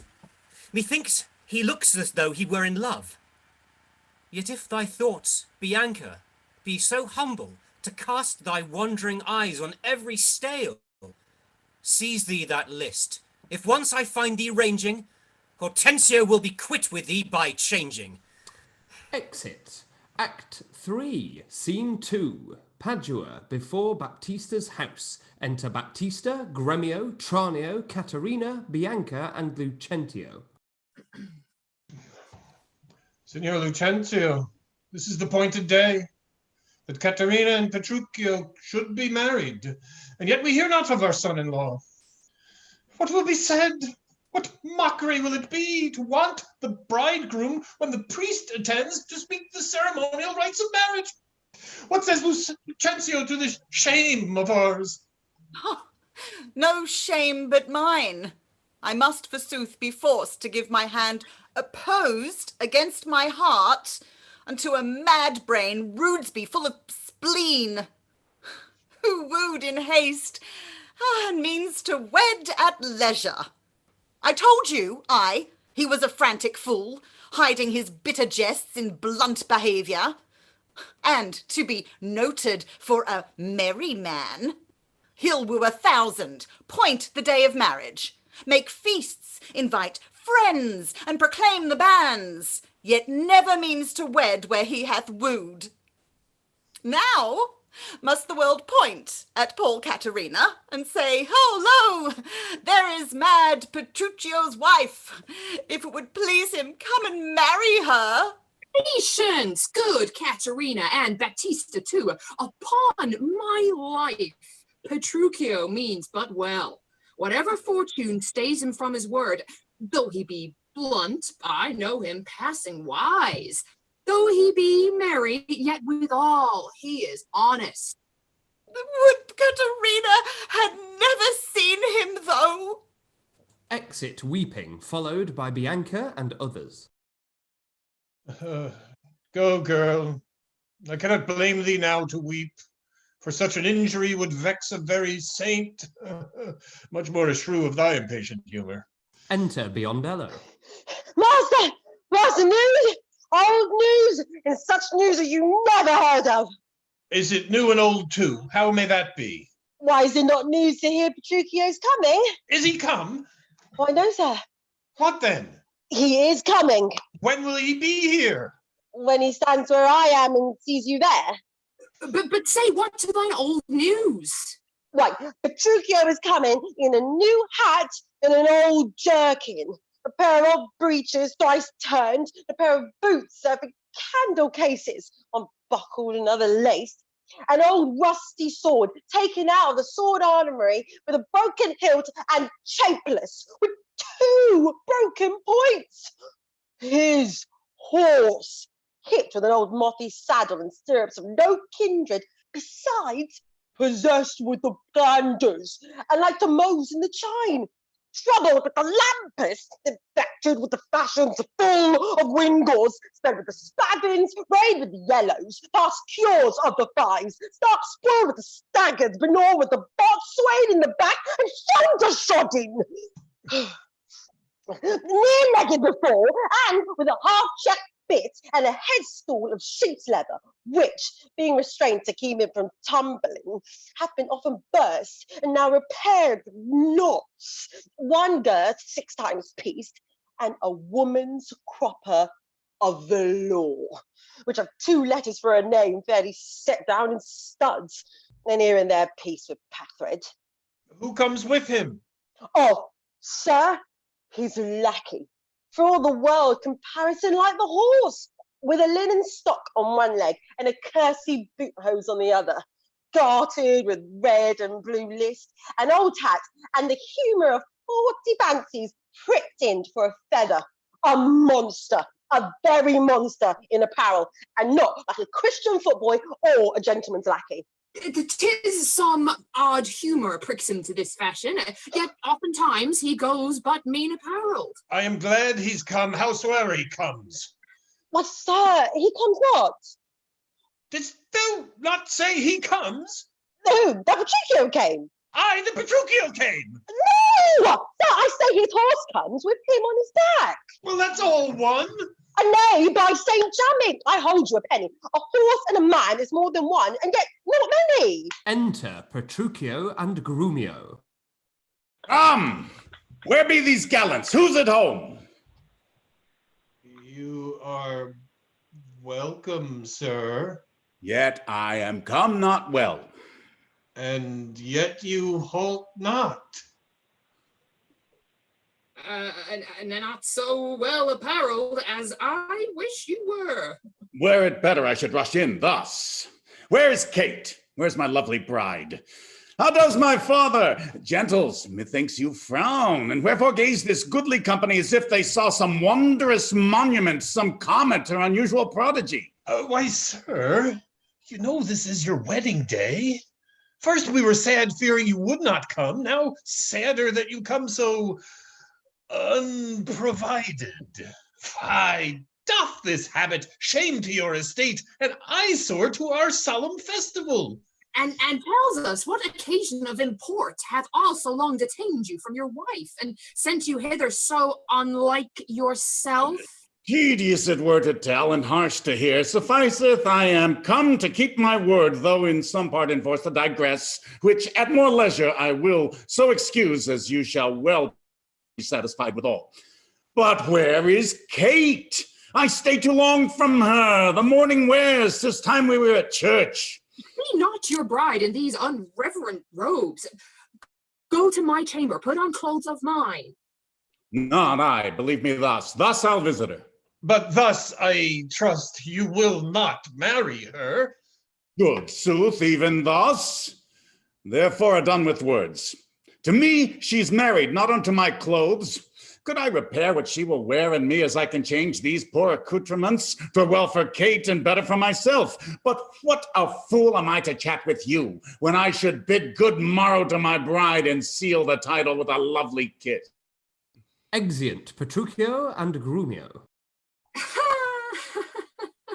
He hath some meaning in his mad attire. We will persuade him, be it possible, to put on better ere he go to church. I'll after him and see the event of this. Exeunt Baptista GREMIO.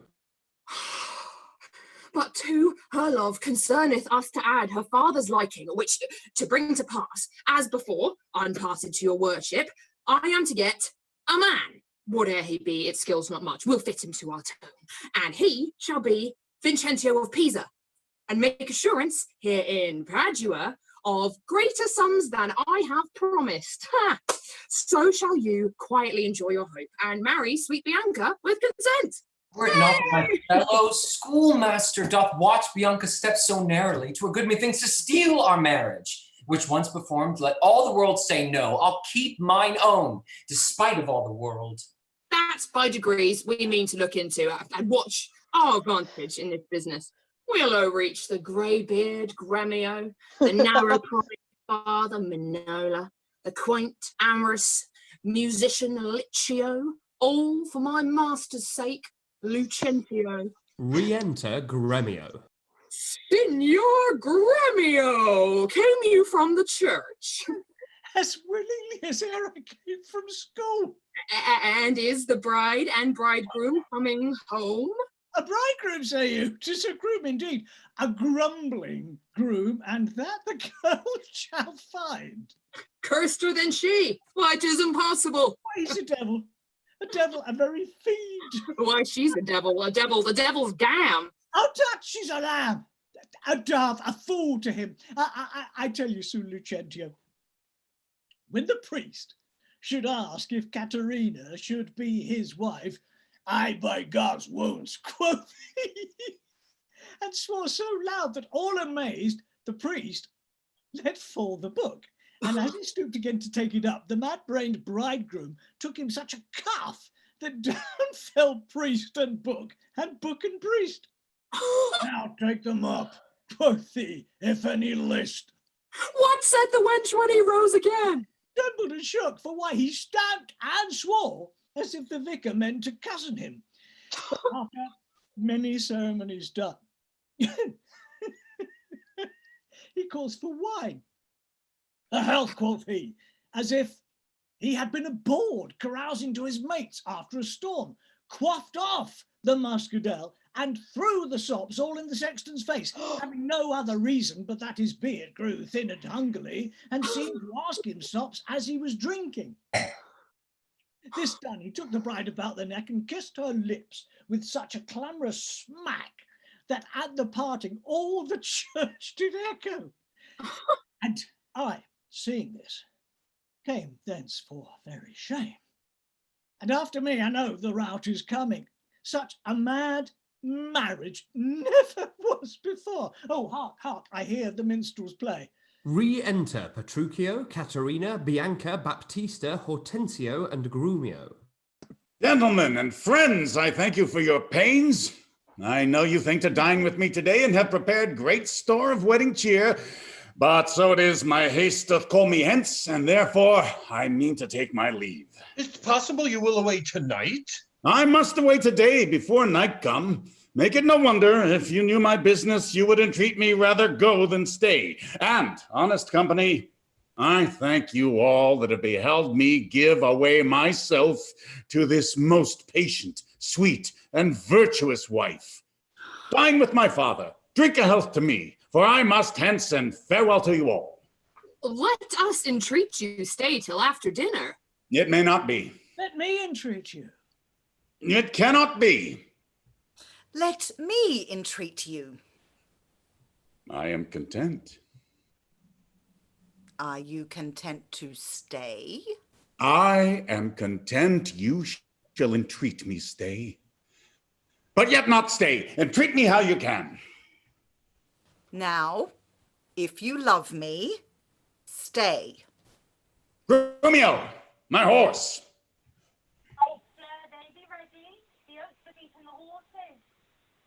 Nay, then, do what you canst. I will not go today, nor tomorrow, nor till I please myself. The door is open, sir. There lies your way.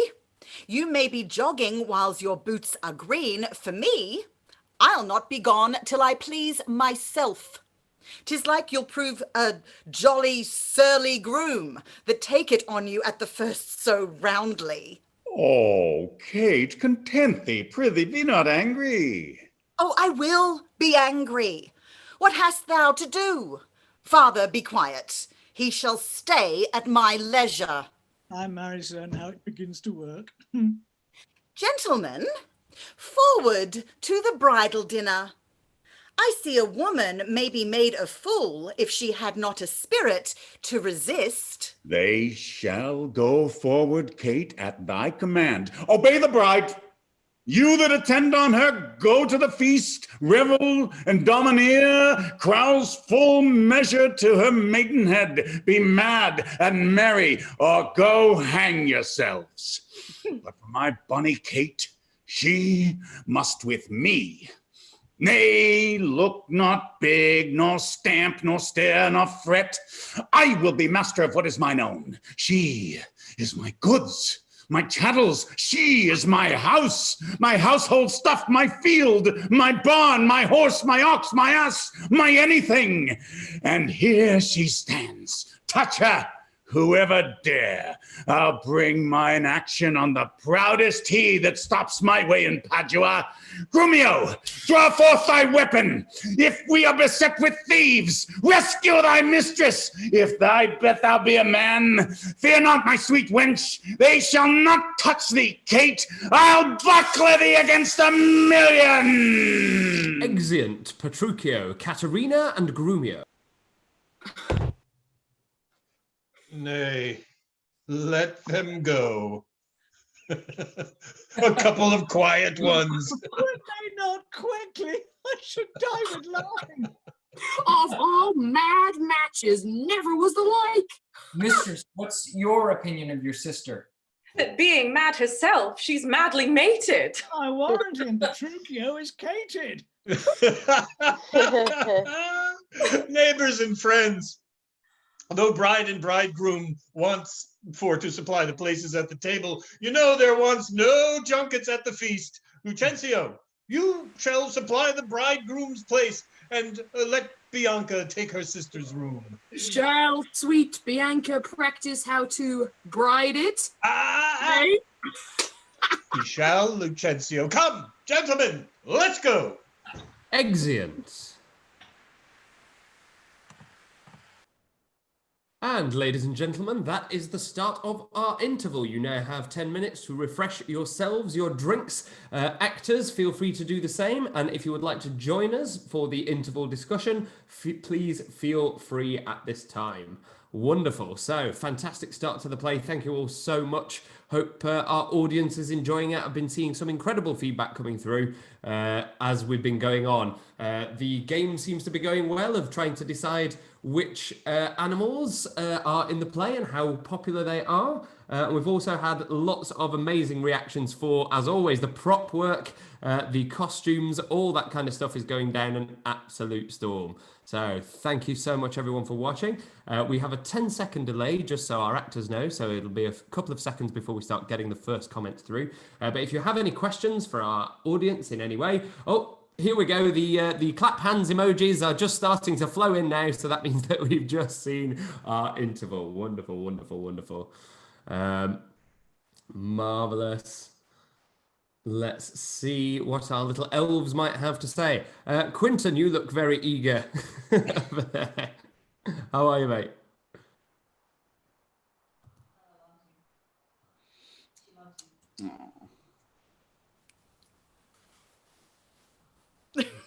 That wig. That wig, my word, my word. Fantastic. So our audience is aware that's the first time any of us have seen the disguise. Miguel played it very coy and made it out like, you know, the words of the thing, and we're not going to do that thing there, and then comes in all of a sudden fully dressed as we've had various candidates for who you look like. Billy Joel was one of them.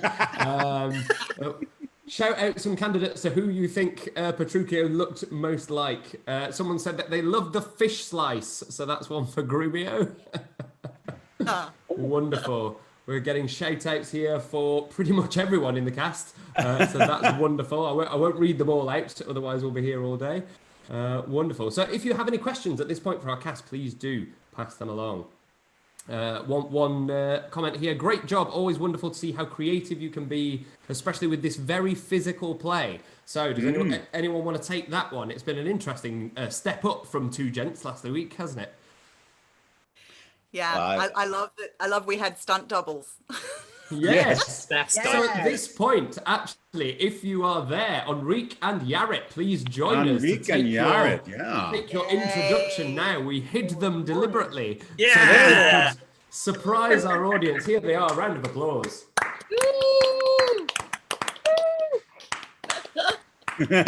Amazing work, guys. Thank you so much for volunteering your time to get involved with the project. We massively appreciate it. There was an explosion of comments around that. Yes, we've got someone here saying, well done, fight choreographers and stunt doubles. Someone's asking, where is the script? Essentially, it's on the screen, and it's almost like an auto cue just below the webcam on your laptop. Yes, so stunt doubles, would you like to talk us a little bit through your process? Oh, wonderful. Keep the magic alive. I respect that.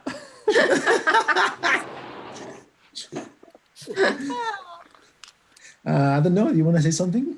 We've signed an NDA. Yes.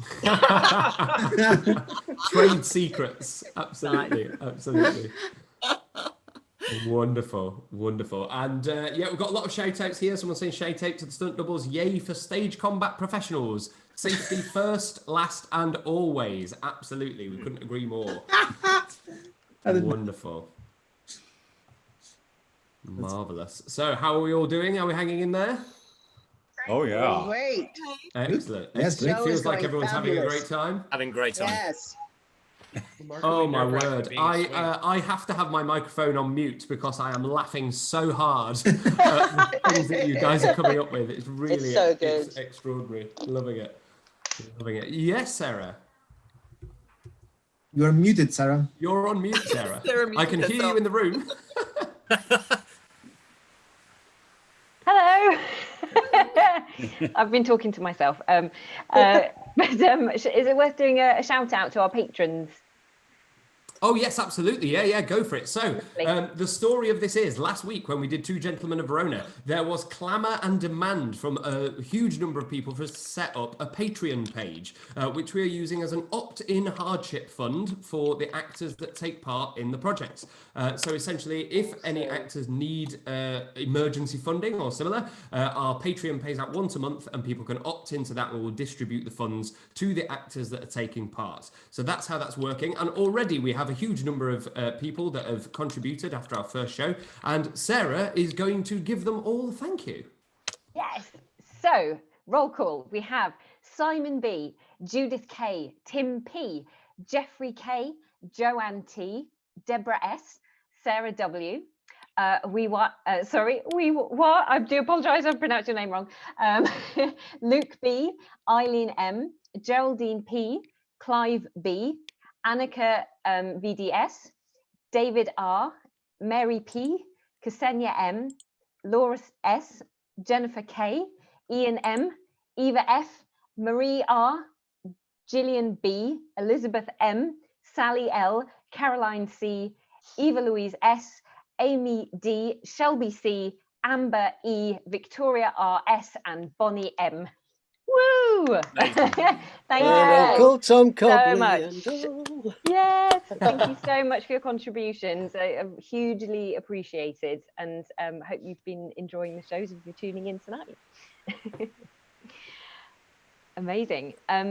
Do we want to suggest our little tweet proposal as well? Oh, yes, that's true. Yes, we'd love to recruit members of our audience. So as I'm sure some of you are aware, none other than Sir Patrick Stewart is calming the Twitter sphere once a day with a lovely sonnet. And it looks like he's going to try and get through all of them. We would love it if you could help us to let him know what we have going on over here. And so if you would like to tweet at Sir Pat Stew, with the hashtag show must go online and let him know what we're doing, perhaps even with a link to the stream. You never quite know, do you? So we'll see. Please feel free to do that. Worth a shot. Someone's asked, how do you rehearse so quickly? If anyone wants to take that one. Oh, gosh. That's a really, yeah. We just do. That's it. We just do. Yeah. Yeah. Helps if you can get a full week. Well, yeah, we start as soon as we get the casting, so it's literally like Monday, isn't it? So no, not even for you. You didn't even have Monday. Yeah. Wednesday. Of course, you've had literally a day. Yeah. Yeah. Hence the Insane, sweat. amazing. Insanely good though. For like a day, it's just like wow. Insane, I agree. Yeah. I think Shakespeare's cast had about 2.5 days, didn't they, in the original productions? That's what I'm given to understand. Yeah, last week we had Ben Crystal on, and he was talking about the fact that what we're doing is actually remarkably close to original practice because we have this kind of really compressed timeline. And I think what it does, which is lovely, we've talked about necessity being the mother of invention with this idea as a whole. The circumstances created this, but also the circumstance of our rehearsal forces people to be so creative and so ingenious and use whatever they have to hand and all that kind of stuff, which seems to be the stuff that is delighting our audience. So it really is just a matter of that kind of pressure cooker environment is kind of turning coal into diamonds almost. Yeah. Auto cue helps. Yes, absolutely. Shakespeare's actors perhaps wouldn't have had that. So 21st century of holding the shield with the script inside the shield and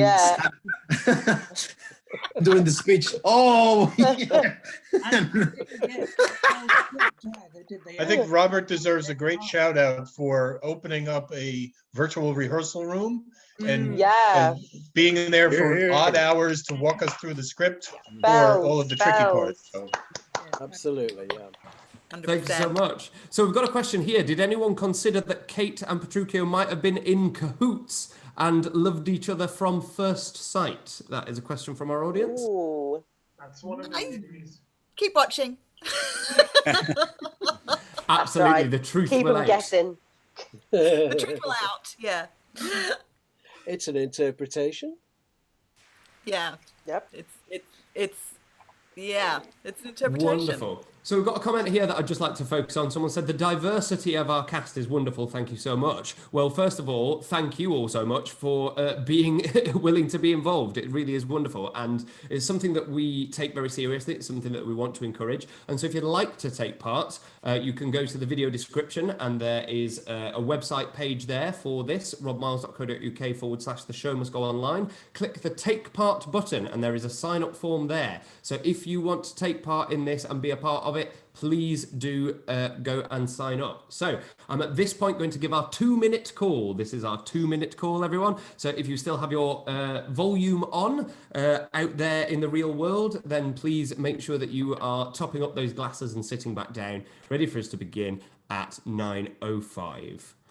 Thank you, 2 minutes. Thank you, too. Stand so by.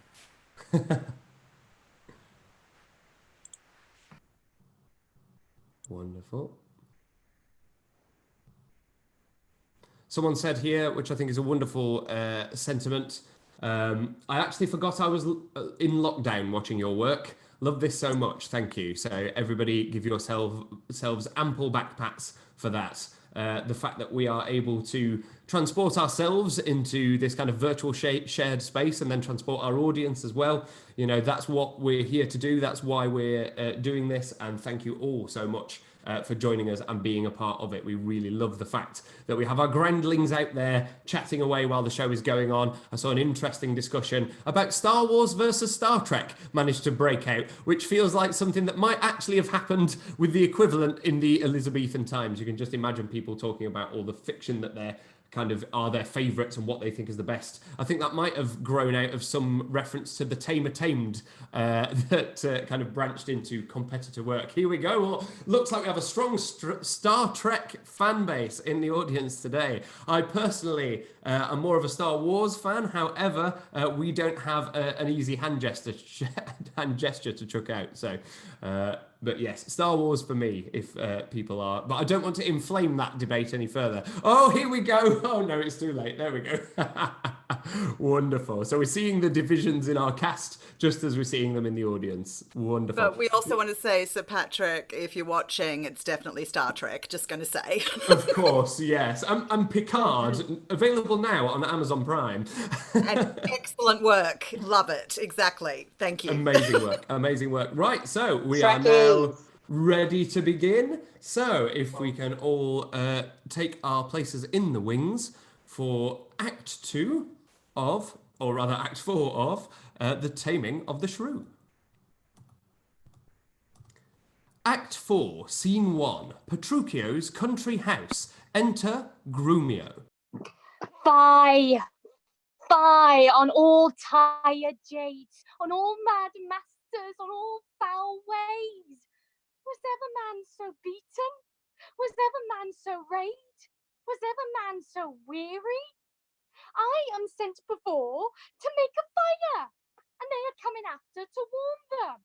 Now, were I not a little pot and soon hot, my very lips might freeze to the teeth of freeze to my teeth, my tongue, to the roof of my mouth, my heart in my belly, ere I should come by a fire to thaw me. But I, with blowing the fire, shall warm myself. For considering the weather, a taller man than I will take cold. Ho-ho! Curtis! Who is that calls so coldly? A piece of ice. If thou doubt it, thou mayest slide from my shoulder to my heel with no greater a run but my head and my neck. Have I a good, Curtis? Is my master and his wife coming, GRUMIO? Oh, aye, Curtis, aye, and therefore fire! Fire! Cast on no water. No. Is she so hot as Shrew as is reported? She was, good Curtis, before this frost. But thou knowest, winter tames man, woman, and beast. For it have tamed my old master and my new mistress and myself, fellow Curtis. Away, you 3-inch fool. I'm no beast. Am I but 3 inches? Why, thy horn is a foot, and so long am I at the least. But wilt thou make a fire, or shall I complain on thee to our mistress, whose hand, she being now at hand, thou shalt soon feel to thy cold comfort for being slow in thy hot office? I prithee, good GRUMIO, tell me, how goes the world? A cold world, Curtis, in every office but thine, and therefore fire. Do thy duty, and have thy duty, for my master and mistress are almost frozen to death. There's fire, and therefore, good GRUMIO, the news. Oh, Why, Jack boy, ho boy, and as much news as will thaw. You're so full of coney catching. Why, therefore, fire, for I have caught extreme cold. Where's the cook? Is supper ready? The house trimmed? Swept? The serving men in their new fustian, their white stockings, and every officer his wedding garment on? Be the Jack spare within, the Jill spare without, the carpets laid, and everything in order? All ready, and therefore, I pray thee, a news! First, no. My horse is tired, my master and mistress fallen out. Ow. Out of their saddles into the dirt, and thereby hangs a tail. Let's say, GRUMIO. NATHANIEL. Here. There. Oh, this is to feel a tale, not to hear a tale. And therefore 'tis called a sensible tale. And his cuff was but to knock at your ear and beseech listening. Now, I begin. In premise, we came down a foul hill, my master riding behind my mistress. Oh, and one horse? What's that to thee? Why, a horse. Tell thou the tale, but hadst thou not crossed me, thou shouldst have heard how her horse fell, and she under her horse. Thou shouldst have heard in how miry a place, how she was bemoiled, how he left her with the horse upon her, how he beat me because her horse stumbled, how she waded through the dirt to pluck him off me, how he swore, how she prayed that never prayed before, how I cried, how the horses ran away, how her bridle was burst, how I lost my crupper, with many things of worthy memory, which now shall die in oblivion, and thou return unexperienced to thy grave. By this reckoning, he's more shrew than she. Aye, and that thou and the proudest of you shall find when he comes home. But what talk I of this? Call forth Nathaniel, Joseph, Nicholas, Philip, Walter, Sugarsop, and the rest. Let their heads be sleekly combed, their blue coats brushed, and their garters of an indifferent knit. Let them curtsy with their left legs, and not presume to touch a hair of my master's horsetail till they kiss their hands. Are they all ready? Oh, they are. Call them forth. Oh, do you hear, yo? You must meet my master to countenance my mistress. Why, she hath a face of her own. Who knows not that? Thou, it seems, that calls for company to countenance her. I call them forth to credit her. Why, she comes to borrow nothing of them. Enter 4 or 5 serving men. Welcome home, GRUMIO. Now, GRUMIO. Oh, GRUMIO! Hello, GRUMIO. How now, old lad? Welcome you. Oh, how now you. What? You, fellow you. And thus, much for a greeting. Now, my spruce companions, is all ready and all things neat? All things is ready. How near is our master? E'en at hand, alighted by this, and therefore be not cock's passion silence. I hear my master. Where be these knaves? What, no man at door to hold my stirrup nor take my horse? Where's Nathaniel, Gregory, Philip? Here, sir. Here, sir. Here, sir. You logger-headed and unpolished grooms. What, no attendance, no regard, no duty? Where's the foolish knave I sent before?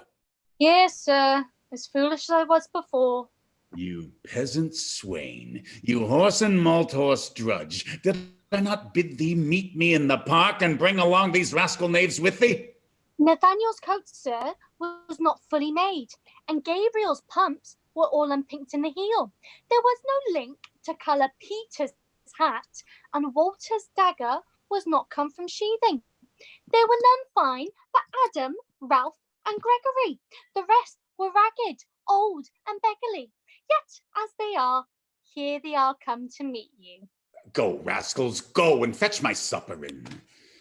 Oh, where's the life that late I led? Where are the... Sit down, Kate, and welcome. Sound. Why, when I say Nay, good Kate, be merry. Off with my boots, you rogues, you villains, then! It was a firewooders of grey owl that forth he walked this way. Out, you rogue! You plucked my foot awry. Take that! And mend off plucking the other. Oh, be merry, Kate. Some water here, ho! Where's my spaniel Troilus? Sirrah, get you hence, and bid my cousin Ferdinand come hither. One, Kate, that you should kiss and be acquainted with. Where are my slippers? Shall I have some water? Come, Kate, and wash, and welcome heartily. You horse and villain, will you let it fall? Patience, I pray you, 'twas a fault unwilling. Horse and beetle-headed, flap-eared knave. Come, Kate, sit down. I know you have a stomach. Will you give thanks, sweet Kate, or else shall I? What's this? Mutton? I? Who brought it? I? 'Tis burnt, and so is all the meat. What dogs are these? Where's the rascal cook? How durst thou villains bring it from the dresser and serve it thus to me that love it not? There, take it to you. Stretchers, cups, and all. You heedless jolt heads and unmanaged slaves. What, do you grumble? I'll be with you straight. I pray you, husband, be not so disquiet. The meat was well, if you were so contented. I tell thee, Kate, 'twas burnt and dried away, and I expressly am forbid to touch it, for it engenders choler, planteth anger. And better 'twere that both of us did fast, since of ourselves are choleric, than to feed it with such over-roasted flesh. Be patient. Tomorrow it shall be mended, and for this night we'll fast for company. Oh, come, I will bring thee to thy bridal chamber. Exeunt KATHARINA and PETRUCHIO. Re-enter servants severally. Peter, didst ever see the like? He kills her in her own humor. Re-enter Curtis. Where is he? In her chamber, making a sermon of continency to her, and rails and swears, and rates that she, poor soul, knows not which way to stand, to look, to speak, and sits as one new risen from a dream. Away, he's coming hither. Exeunt. Re-enter Petruchio. Thus, I have politically begun my reign, and 'tis my hope to end successfully. My falcon now is sharp and passing empty, and till she stoop, she must not be full gorged, for then she never looks upon her lure. Another way I have to man my haggard, to make her come and know her keeper's call, that is, to watch her, as we watch those kites that bait and beat and will not be obedient. She ate no meat today, nor none shall eat. Last night she slept not, nor tonight she shall not. As with the meat, some undeserved fault I'll find with the making of the bed, and here I'll fling the pillow, there the bolster, this way the coverlet, another way the sheets.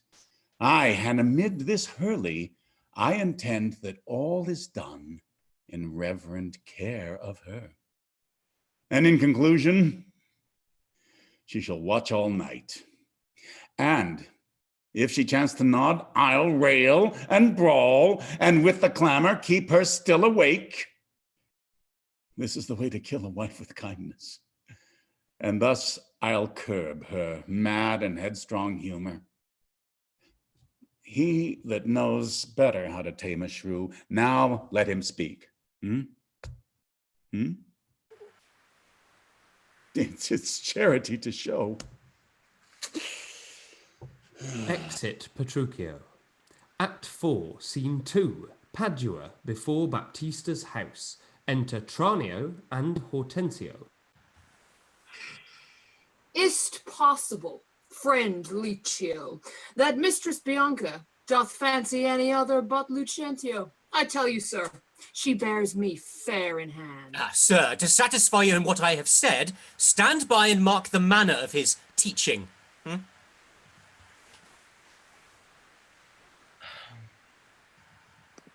Now, mistress, profit in what you read. What, master, read you? First, resolve me that. I read that I profess the art to love. And may you prove, sir, master of your art. And may you prove, sweet dear, prove mistress of my heart. They retire. Quick proceeders marry. Now tell me, I pray, you that durst swear at your mistress Bianca loved none in the world so well as Lucentio. Oh, despiteful love, unconstant womankind, I tell thee, Lucio, this is wonderful. Ah, mistake no more. I am not Licio, nor a musician, as I seem to be, but one that scorned to live in this disguise, for such as one as leaves a gentleman and makes a god of such a cullion. No, sir, that I am called Hortensio! Signor Hortensio, I have often heard of your entire affection to Bianca, and since mine eyes are witness of her lightness, I will, with you, if you be so contented, forswear Bianca and her love forever. See how they kiss and court, Signor Lucentio. Here is my hand. And here I firmly vow never to woo her more, but do forswear her, as one unworthy all the former favours that I have fondly flattered her withal. And here I take the unfeigned oath never to marry with her, though she would entreat. Fie on her! See how beastly she doth court him.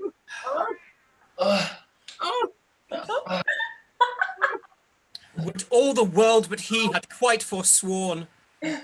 For me, that I may surely keep mine oath, I will be married to a wealthy widow ere 3 days pass, which hath as long loved me as I have loved this proud disdainful haggard. And so, farewell, Signor Lucentio. Kindness in women, not their beauteous looks, shall win my love. And so I take my leave, in resolution as I swore before. Exit Hortensio. Mistress Bianca, bless you with such grace, as long as to a lover's blessed case. Oh, nay, I've taken your napping gentle love, and have forsworn you with Hortensio. TRANIO, you jest. But have you both forsworn me? Oh, mistress, we have. And we are rid of Licio. He'll have the lusty widow now, that shall be wooed and wedded in a day. Oh, God, give him joy! Aye, and he'll tame her. He says so, TRANIO. Faith, he's gone on to the taming school. The taming school? What? Is there such a place? Aye, mistress, and PETRUCHIO is the master that teaches tricks and 11 and 20 long to tame a shrew and charm her chattering tongue. Enter Biondello. Master! I have watched so long that I am dog weary. But at last I spied an ancient angel coming down the hill, served for 10. What is he, Biondello? Master, a cantante, or a pedant, I know not what, but format is apparel, in gait and countenance surely like a father. And what of him, TRANIO? If he be credulous and trust my tale, I'll make him glad to see Vincentio and give assurance to Battista Minola, as if he were the right Vincentio. Take in your love and then let me alone. Exeunt Lucentio and Bianca. Enter a pedant. God save you, sir. And you, sir, you are welcome. Travel you far on, or are you at the farthest? Sir, at the farthest for a week or two, then up farther and as far as Rome, and so to Tripoli, if God lend me life. What countryman, I pray? Of Mantua. Of Mantua, sir, Mary, God forbid! And come to Padua. careless of your life. My life, sir? How, I pray, for that goes hard. 'Tis death for anyone in Mantua to come to Padua. Know you not the cause? Your ships are stayed at Venice, and the Duke, for private quarrel twixt your Duke and him, hath published and proclaimed it openly. Oh, 'tis marvel, but that you are newly come. You might have heard it else proclaimed about. Alas, sir, it is worse for me than so, for I have bills of money by exchange from Florence, and must here deliver them. Well, sir, to do you courtesy, this will I do, and this I will advise you. First, tell me, have you ever been at Pisa? Aye, sir, in Pisa have I often been. Pisa renowned for grave citizens.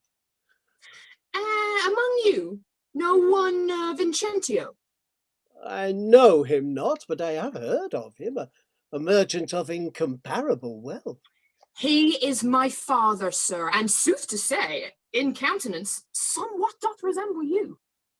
As much an apple doth an oyster in all one. To save your life in this extremity, this favour will I do you for his sake. And think it not the worst of on your fortunes that you are so like to Sir Vincentio. His name and credit shall you undertake, and in my house you shall be friendly lodged.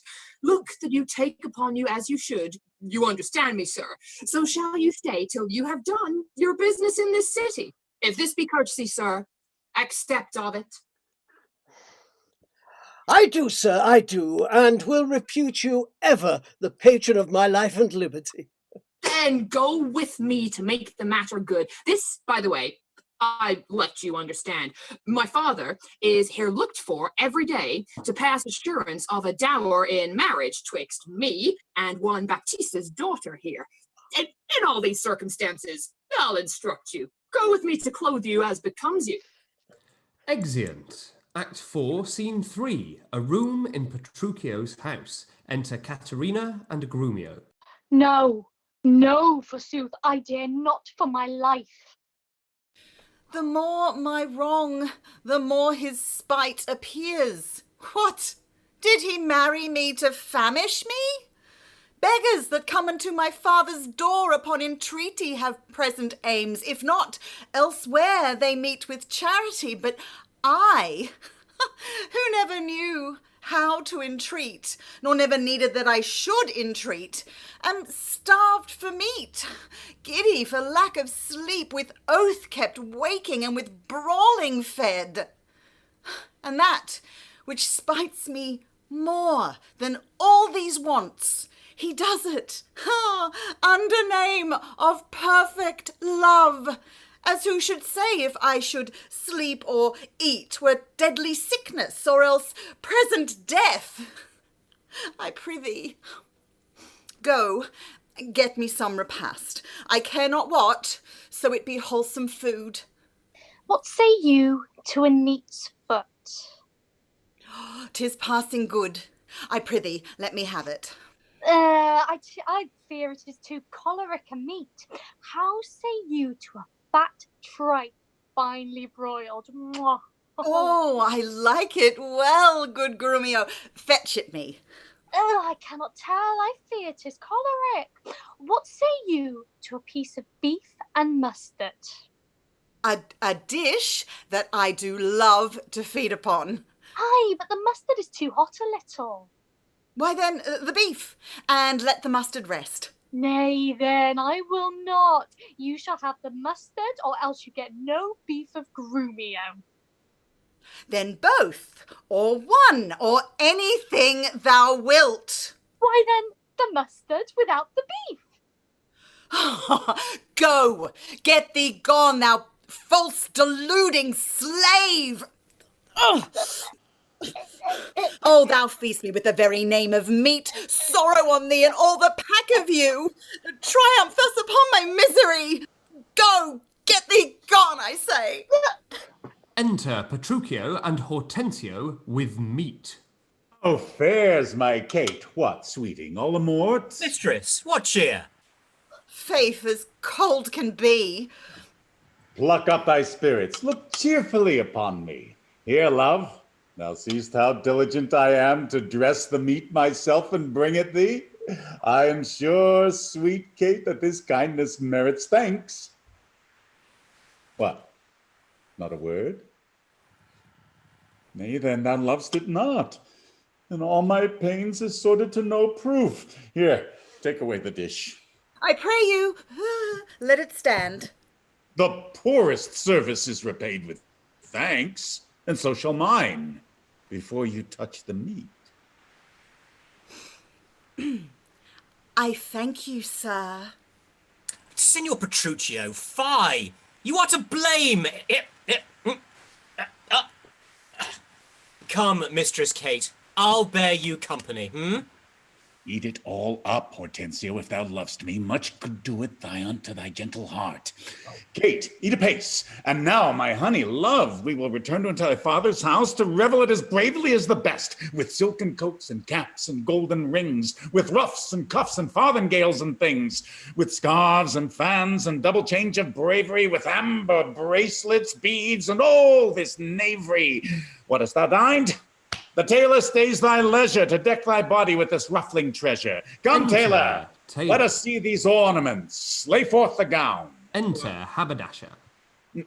What news with you, sir? Here is the cap your worship did bespeak. Why, this was molded on a porringer, a velvet dish. Fie, 'tis lewd and filthy. Why, 'tis a cockle or a walnut shell, a knack, a toy, a trick, a baby's cap. Away with it. Come, let me have a bigger. I'll have no bigger. This doth fit the time, and gentlewomen wear such caps as these. When you are gentle, you shall have one too, and not till then. That will not be in haste. Why, sir, I trust I may have leave to speak. And speak I will. I am no child, no babe. Your betters have endured me, say my mind, and if you cannot, best you stop your ears. My tongue will tell the anger of my heart, or else my heart, concealing it, will break. And rather than it shall, I will be free, even unto the uttermost, as I please, in words. Why, thou say'st true, it is a paltry cap, a custard cuff, a bauble, a silken pie. I love thee well in that thou likest it not.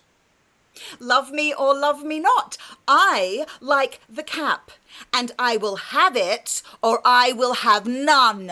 Exit haberdasher. Thy gown? Why, aye, come, tailor, let's see it. Oh, mercy God, what masking stuff is here? What's this? A sleeve? 'Tis like a demi-cannon. What, up and down, carved like an apple tart? Here's snip and nip and cut and slish and slash like a censer in a barber's shop. Why, what a devil's name, tailor, call'st thou this? I see she's like to have neither cap nor gown. You bid me make it orderly and well, according to the fashion and the time. Marry, I did, but if you be remembered, I did not bid you mar it to the time. Go, hop me over every kennel home, for you shall hop without my custom, sir. I'll none of it. Hence, make your best of it. I never saw a better fashioned gown, more quaint, more pleasing, nor more commendable. Belike you mean to make a puppet of me? Why, true, he means to make a puppet of thee. She says your worship means to make a puppet of her. Oh, monstrous arrogance. Thou liest, thou thread, thou thimble, thou yard, 3/4, half-yard, quarter nail. Thou flea, thou nit, thou winter cricket, thou braved in mine own house with a skein of thread. Away, thou rag, thou quantity, thou remnant, or I shall so bemeet thee with thy yard as thou shalt think on prating whilst thou livest. I tell thee, that thou hast marred her gown. Your worship is deceived. The gown is made just as my master had direction. GRUMIO gave order how it should be done. I gave him no order. I gave him the staff. But how did you desire it should be made? Marry, sir, with needle and thread. Did you not request to have it cut? Thou hast faced many things. I have. Face not me. Thou hast braved many men. Brave not me. I will neither be faced nor braved. I say unto thee, I bid thy master cut out the gown, but I did not bid him cut it to pieces. Ergo, thou liest. Why? Here is the note of the fashion to testify. Read it. The note lies in throat if he say I said so. Imprimis a loose-bodied gown. Master, if ever I said loose-bodied gown, sew me in the skirts of it and beat me to death with a bottom of brown thread. I said a gown. Proceed. With a small compassed cape. I confess the cape. With a trunk sleeve. I confess 2 sleeves. The sleeves curiously cut. Aye. There's the villainy. Ever in the bill, sir, ever in the bill. I commanded the sleeve should be cut out and sewed up again, and that I'll prove upon thee, though thy little finger be armed in a thimble. This is true that I say, and I had thee in a place that thou shouldst know it. I aim for thee straight. Take thou the bill, give me thy meter yard, and spare not me. God a mercy, GRUMIO, then he shall have no odds. Well, sir, in brief, the gown is not for me. But you are in the right, sir, it is my mistress. Yeah. Go take it up to thy master's use. Villain! Not for thy life. Take up my mistress's gown for my master's use. Oh. What's your conceit in that? Oh, sir, the conceit is deeper than you think for. Take up my mistress's gown to his master's use. Oh, fie.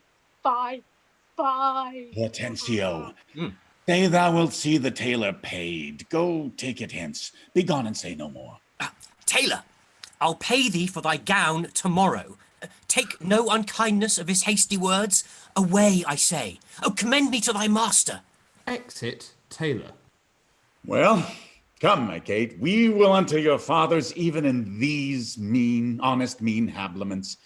Our purses shall be proud, our garments poor, for 'tis the mind that makes the body rich. And as the sun breaks through the darkest clouds, so honor peereth in the meanest habit.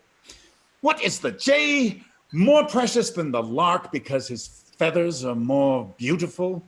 Or the adder better than the eel because his painted skin contents the eye? Oh, no, good Kate, neither art thou the worse for this poor furniture and mean array. If thou account'st it shame, lay it on me, and therefore frolic. We will henceforth to feast and sport us at thy father's house. Go, call my men and let us straight to him, and bring our horses unto Long Lane End.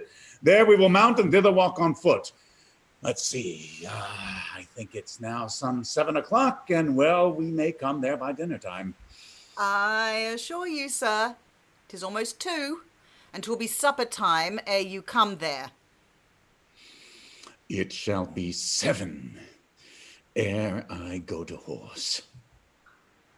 Look, what I speak or do or think to do, you are still crossing it. Sir, let it alone. I will not go today, and ere I do, it shall be what o'clock I say it is. Why, so this gallant will command the sun. Exeunt. Act 4, Scene 4, Padua before Baptista's house. Enter Tranio and the pedant dressed like Vincentio. Sir, this is the house. Please it you that I call? Aye, what else? But I be deceived, Signor Baptista may remember me, near 20 years ago in Genoa, when we were lodgers at the Pegasus. 'Tis well, and hold your own, in any case, with such austerity as longeth to a father. I warrant you. But, sir, here comes your boy. 'Twere good he was schooled. Fear you not him, Sir Biondello. Now do your duty thoroughly, I advise you. Imagine for the right Vincentio. Oh, tut, fear not me. But hast thou gone by errand to Baptista? I told him that your father was at Venice and that you looked for him this day at Padua. Thou art a tall fellow. Hold thee back to drink. Here comes Baptista. Set your countenance, sir. Enter Baptista and Lucentio. Hello, Baptista. You are happily met. Sir, this is the gentleman I told you of. I pray you stand good father to me now. Give me my Bianca for my patrimony. Soft, son. Sir, by your leave, having come to Padua to gather in some debts, my son Lucentio made me acquainted with the weighty cause of love between your daughter and himself, and for the good report I hear of you, and for the love he beareth to your daughter, and she to him, to stay him not too long, I am content in good father's care to have him matched. And if you please to like no worse than I, upon some agreement we shall find you ready and willing with one consent to have her so bestowed. For curious I cannot be with you, Signor Baptista, of whom I hear so well. Sir, pardon me in what I have to say.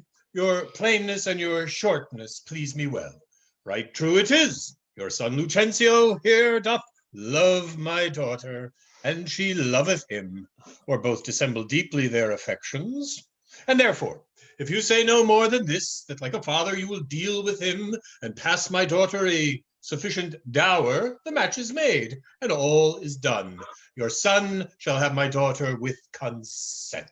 I thank you, sir.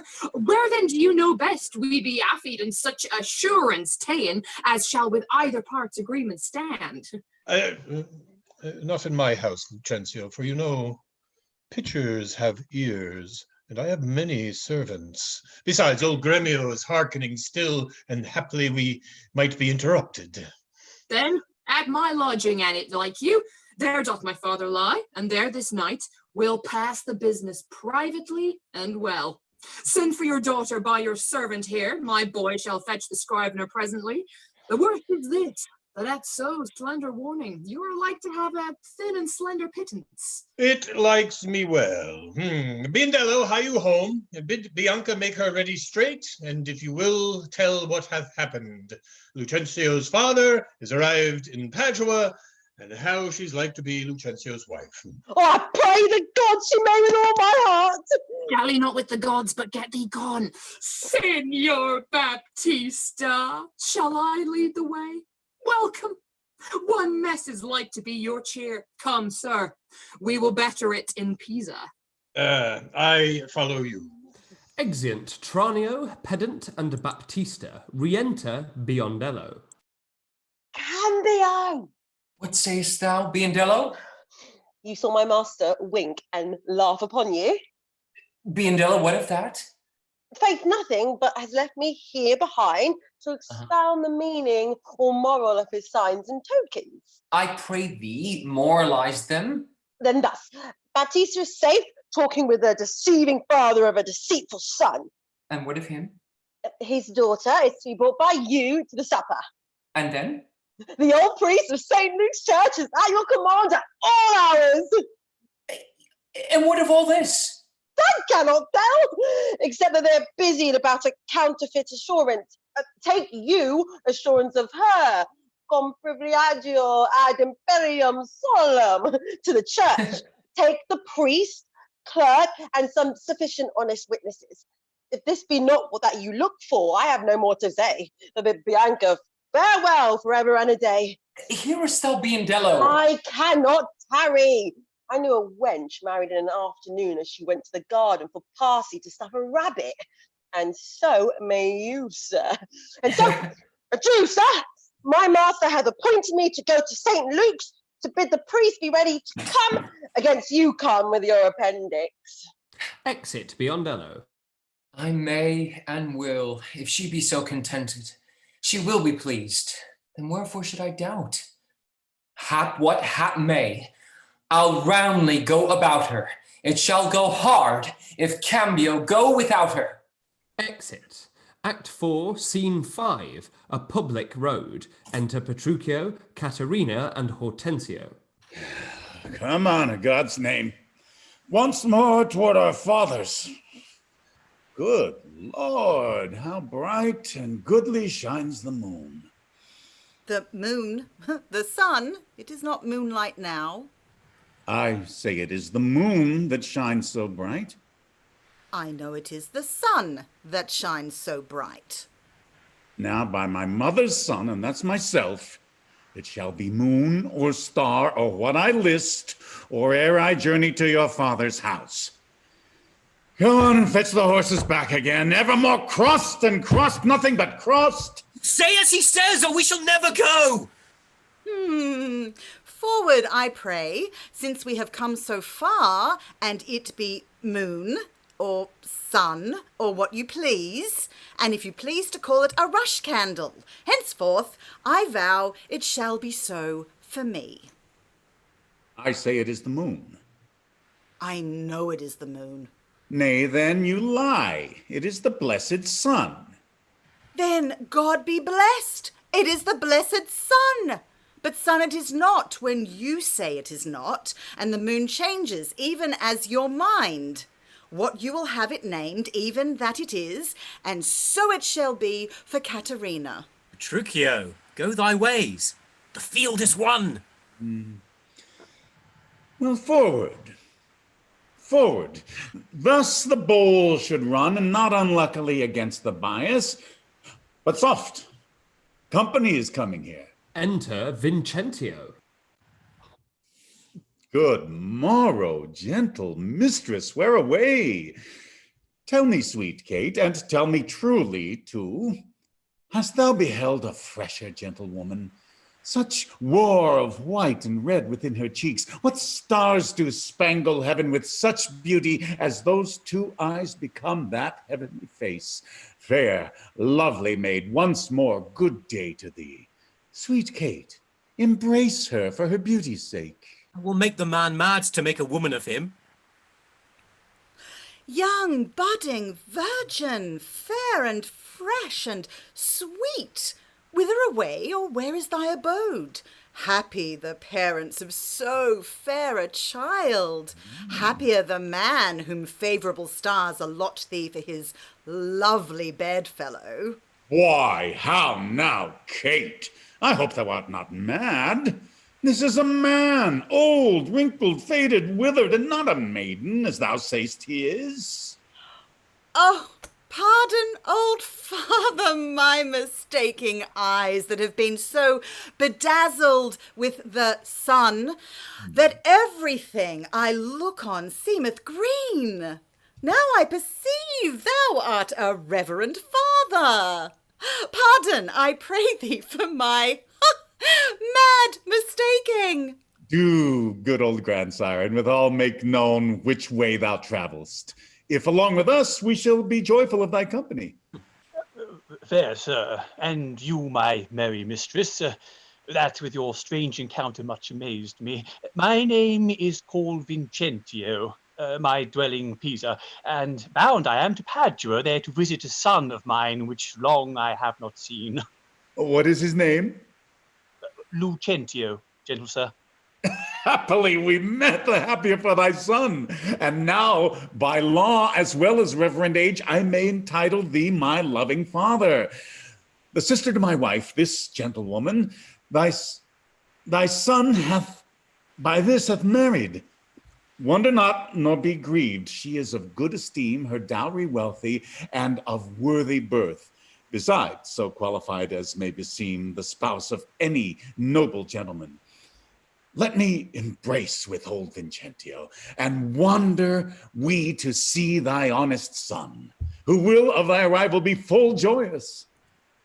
But is it true? Or else it is your pleasure, like pleasant travellers, to break a jest upon the company you overtake? I do assure you, father, so it is. Come, go along and see the truth thereof, for our first merriment hath made thee jealous. Exeunt all but Hortensio. Well, Petruchio, this has put me in heart. Have to my widow, And if she be froward, then hast thou taught Hortensio to be untoward. Exit. Act 5, Scene 1. Padua before Lucentio's house. GREMIO discovered. Enter behind Biondello, Lucentio, and Bianca. Softly and swiftly, sir, for the priest is ready. I fly, Biondello, but they may chance to need thee at home. Therefore, leave us. Nay, Faith, I'll see the church on your back and then come back to my masters as soon as I can. I marvel, Cambrio comes not all this while. Exeunt Lucentio, Bianca, and Biondello. Enter Petruchio, KATHARINA, VINCENTIO, and GRUMIO. Sir, here's the door. This is Lucentio's house. My father's bears more towards the marketplace. Thither must I, and here I leave you, sir. You shall not choose but to drink before you go. I think I shall command your welcome here, and by all likelihood some cheer is toward. They're busy within. You were best knock louder. What's he that knocks as he would beat down the gate? Is Signor Lucentio within, sir? He's within, sir, but not to be spoken withal. What if a man bring him £100 or two to make merry withal? Keep your £100 to yourself. He shall need none so long as I live. Nay, I told you your son was well loved in Padua. Do you hear, sir? To leave frivolous circumstances, I pray you tell Signor Lucentio that his father is come from Pisa and is here at the door to speak with him. Thou liest. His father is come from Padua and here looking out at the window. Art thou his father? Aye, sir. So his mother says, if I may believe her. Why, how now, gentlemen? Why, this is flat knavery to take upon you another man's name. Lay hands on the villain. I believe he means to cozen somebody in this city under my countenance. Re-enter Biondello. I have seen them in the church together. God send them happy shipping. But who is here? Mine own master, Vincentio. Now we are undone and brought to nothing. Come hither, crack hemp. Hope I may choose, sir. Come hither, you rogue. What, have you forgot me? Forgot you? No, sir. I could not forget you, for I never saw you before in all my life. What, you notorious villain? Didst thou never see thy master's father, Vincentio? What? My old worshipful old master? Yes, marry, sir. See where he looks out of the window. Is so indeed. Oh, no! Help! Help! Help is a madman! No murder me! Help, son, help! Signor Baptista! Really, Kate, let's stand aside and see the end of this controversy. They retire. Re-enter pedant below, Tranio, Baptista. Sir, what are you that offer to beat my servant? What am I, sir? Nay, what are you, sir? Oh, immortal God, oh, fine villain! A silken doublet, a velvet hose, a scarlet cloak, and a coppertine hat. Oh, I am undone, I am undone. While I play the good husband at home, my son and my servant spend all at the university. How now? What's the matter? What is the man lunatic? Sir, you seem a sober ancient gentleman by your habit, but your words show you a madman. Why, sir? What cerns it if I wear pearl and gold? I thank my good father I am able to maintain it. Thy father? Oh, villain! He is a sailmaker in Bergamo. You mistake, sir. You mistake, sir. Pray, what do you think his name is? His name? As if I knew not his name. I have bought him ever since he was 3 years old, and his name is Tranio. Away, away, mad ass! His name is Lucentio, and he is mine only son and the heir to the lands of me, Signor Vincentio. Lucentio? Oh, he hath murdered his master! Lay hold on him, I charge thee, in the Duke's name! Oh, my son, my son! Tell me, thou villain, where is my son Lucentio? Call forth an officer! Enter third servant as officer. Carry this mad knave to the jail. Father Baptista, I charge you to see that he be forthcoming. Carry me to the jail? Hey, officer! He shall not go to prison. Talk not, Signor GREMIO. I say he shall go to prison. Take heed, Signor Baptista, lest you be coney catched in this business. I dare swear this is the right Vincentio. Swear, if thou darest. Oh, no, I dare not swear it. Oh, then thou wert best say that I am not Lucentio. I know thee to be Signor Lucentio. Away with the dotard! To the jail with him! Oh, the strangest may be hailed and abused, oh monstrous villain! Oh. Re-enter Biondello with Lucentio and Bianca. Oh, we are spoiled, and yonder he is. Deny him, forswear him, or else we are all undone. Pardon, sweet father. Oh, lives my sweet son. Pardon, dear father.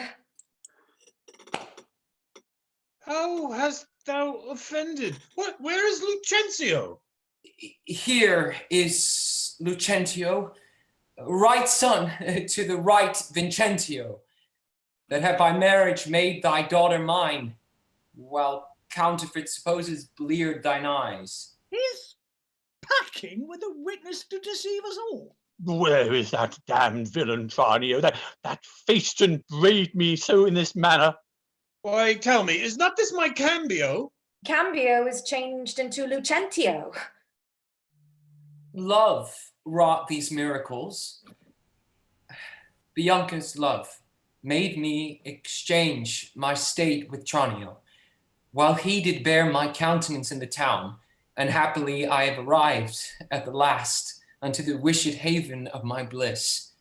And what Tranio did, myself enforced him to, then pardon him, sweet father, for my sake. I'll slit the villain's nose that would have sent me to the jail. Do you hear, sir? Have you married my daughter without asking my goodwill? Fear not, Baptista. We will content you. Go to. But I will in to be revenged upon this villainy. Exit Vincentio. And I, to sound the depth of this knavery. Exit Baptista. Look not pale, Bianca, thy father will not frown. Exeunt Lucentio and Bianca. My cake is dough, but I'll in among the rest, out of hope of all, but my share of the feast. Exit Gremio. Husband, let's follow and see the end of this ado. First kiss me, Kate, and we will. What? In the midst of the street? What? Art thou ashamed of me? No, sir. God forbid. But ashamed to kiss. Why, then let's go home again. Come, sirrah, let's away. Nay, I will give thee a kiss.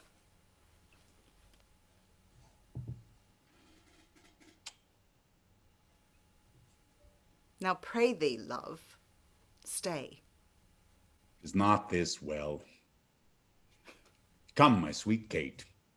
Better once than never, for never too late. Exeunt. Act 5, Scene 2. Padua, Lucentio's house. Enter Baptista, Vincentio, Gremio, the pedant, Lucentio, Bianca, Petruchio, Katharina, Hortensio, and widow. Tranio, Biondello, and Grumio, the servingman, with Tranio bringing in a banquet. Hey!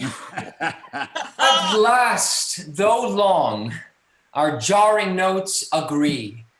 And time it is when raging war is done to smile at scapes and perils overblown. My fair Bianca, bid my father welcome, while I with self-same kindness welcome thine. Brother Petruchio, sister Katharina, and thou Hortensio with thy loving widow, feast with the best, and welcome to my house. My banquet is to close our stomachs up after our great good cheer. Pray you sit down, for now we sit to chat as well to eat. Nothing but sit and eat and eat. Padua affords this kindness, son Petruchio. Padua affords nothing but what is kind. For both our sakes, I would that word were true. Now, for my life, Hortensio fears his widow. Trust me if I be afeard. Oh, you are very sensible, and yet you miss my sense. I mean, Hortensio is afeard of you. He that is giddy thinks the world turns round. Roundly replied. Mistress, how you mean that? Thus I conceive by him. Oh, conceives by me. How likes Hortensio that? My widow says, thus she conceives her tale. Very well mended. Kiss him for that, good widow. He that is giddy thinks the world turns round. I pray you, tell me what you meant by that. Your husband, being troubled with a shrew, measures my husband's sorrow by his woe, and now you know my meaning. Huh. A very mean meaning. Right. I mean you. Ooh. And, I am mean indeed, respecting you. To her, Kate. Oh, to her widow! 100 marks, my Kate, just put her down. Oh, no, that's my office. Hey, hey. Well spoken like an officer. How do thee, lad? How likes Gremio, these quick-witted folks? Oh, believe me, sir, they butt together well. Head and butt. An hasty-witted body would say your head and butt were head and horn. Aye, Mistress Bride, hath that awakened you? Aye, but not frighted me. Therefore I'll sleep again. Nay, that you shall not, since you have begun. Have at you for a bitter jest or two. I mean to shift my bush and then pursue me as you draw your bow. You are welcome, all. Exeunt prevented Bianca, me. Katharina, and widow. She hath prevented me. Here, Signor Tranio, this bird you aimed at, though you hit her not. Therefore, a health to all that shot and missed. Oh, sir, Lucentio slipped me like his greyhound, which runs himself and catches for his master. A good, swift simile, but something currish. As well, sir, that you hunted for yourself. 'Tis thought your deer holds you at a bay. Oh, Petruchio! Tranio hits you now. I thank thee for that good Tranio. Confess. Hath he not hit you here? Has a little galled me, I confess, and as the jest did glance away from me, 'tis 10 to 1 it maimed you two outright. Now, in good sadness, son Petruchio, I think thou hast the veriest shrew of all. Well, I say no. And therefore, for assurance, let's each one send unto his wife, and he whose wife is most obedient to come at first when he doth send for her, shall win the wager which we will propose. Content. What is the wager?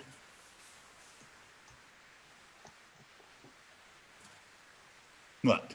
20 crowns? No, I'll venture so much of my hawk and hound, but 20 times 20 crowns, so much upon my wife. 100 then. Content. A match, 'tis done. Who shall begin? That will I. Go, Biondello, bid your mistress come to me. I go! Exit Biondello. Son, I'll be your half. Bianca comes. I'll have no halves. I'll bear it all myself. Re-enter Biondello. How now, what news? Sir, my mistress sends you word that she is busy and she cannot come. Oh, she is busy? She is busy and she cannot come? Is that an answer? Aye, the kind one too, pray God, sir. Your wife sends you not a word. I hope better. Sirrah Biondello, go and entreat my wife to come to me forthwith. Exit Biondello. Oh, entreat her. Now then, she must needs come. I am afraid, sir, do what you can. Yours will not be entreated. Re-enter Biondello. Now, where's my wife? She says that you have some goodly jests in hand. She will not come. She bids you come to her. Oh, worse and worse. He will not come. Oh, vile, intolerable, not to be endured. Sirrah GRUMIO, go to your mistress. Say I command her to come to me. I know her answer. Exit GRUMIO. What? She will not. The fouler fortune mine, and there's an end. Now, by my holiday, here comes KATHARINA. Re-enter KATHARINA. What is your will, sir, that you send for me? Oh, where is your sister and Hortensio's wife? They sit conferring by the parlour fire. Go fetch them hither. If they deny to come, swinge me them soundly forth unto their husbands. Away, I say, and bring them hither straight. Exit KATHARINA. Here is a wonder, if you talk of a wonder. And so it is. I wonder what it bodes. Merry peace it bodes, and love and quiet life, and awful rule and right supremacy. And to be short, what not that's sweet and happy? Now fair befall thee, good Petruchio. Thou, the wager thou hast won, and I will add unto their losses 20,000 crowns, another dowry to another daughter, for she is changed, as she has never been. Nay, I will win my wager better yet, and show more sign of her obedience, her new-built virtue and obedience. See where she comes and brings your froward wives as prisoners to her womanly persuasion. Re-enter KATHARINA. KATHARINA with Bianca and Widow. KATHARINA, that cap of yours becomes you not. Off with that bauble, throw it underfoot. Lord, let me never have a cause to sigh till I be brought to such a silly pass. Why? What a foolish duty call you this? And would your duty were as foolish too. The wisdom of your duty, fair Bianca, has cost me 100 crowns since supper time. The more fool you for laying on my duty. KATHARINA, I charge thee, tell these headstrong women what duty they do owe their lords and husbands. Come, you're mocking. We will have no telling. Come on, I say, and first begin with her. She shall not. I say she shall, and first begin with her. Fie, fie. Unknit that threatening unkind brow, and dart not scornful glances from those eyes. To wound thy lord, thy king, thy governor, it blots thy beauty, as frosts do bite the meads, confounds thy fame as whirlwinds shake fair buds, and in no sense is meet or amiable. A woman moved is like a fountain troubled, muddy, ill-seeming, thick, bereft of beauty. And while it is so, none so dry or thirsty will deign to sip or touch one drop of it. Thy husband is thy lord, thy life, thy keeper, thy head, thy sovereign, one that cares for thee, and for thy maintenance commits his body to painful labour both by sea and land, to watch the night in storms, the day in cold, whilst thou liest warm at home, secure and safe, and craves no other tribute at thy hands but love, fair looks, and true obedience. Too little payment for so great a debt. Such duty as the subject owes the prince, even such a woman oweth to her husband. And when she is froward, peevish, sullen, sour, and not obedient to his honest will, what is she but a foul contending rebel, and graceless traitor to her loving lord? I am ashamed that women are so simple, to offer war where they should kneel for peace, to seek for rule where they should supremacy and sway, when they are bound to serve, love, and obey. Why are our bodies soft and weak and smooth, unapt to toil and trouble in the world, but that our soft conditions and our hearts should well agree with our external parts? Come, come, you froward and unable worms. My mind hath been as big as one of yours, my heart as great, my reason happily more, to bandy word for word and frown for frown. But now I see, our lances are but straws, our strength as weak, our weakness past compare, that seeming to be most which we indeed least are. Then veil your stomachs, for 'tis no boot, and place your hands below your husband's foot, in token of which duty, if he please, my hand is ready.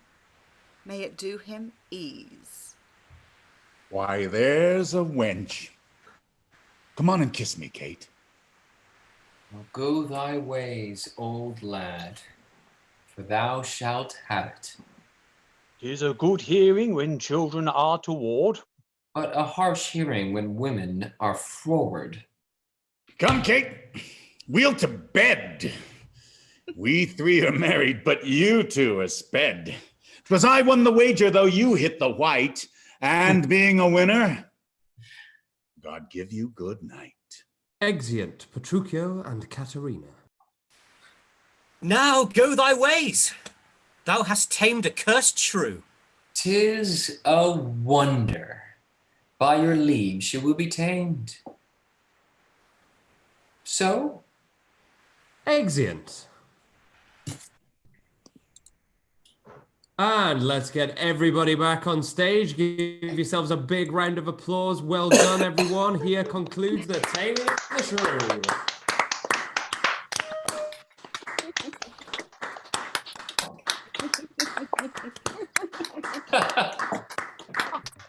Congratulations, everyone.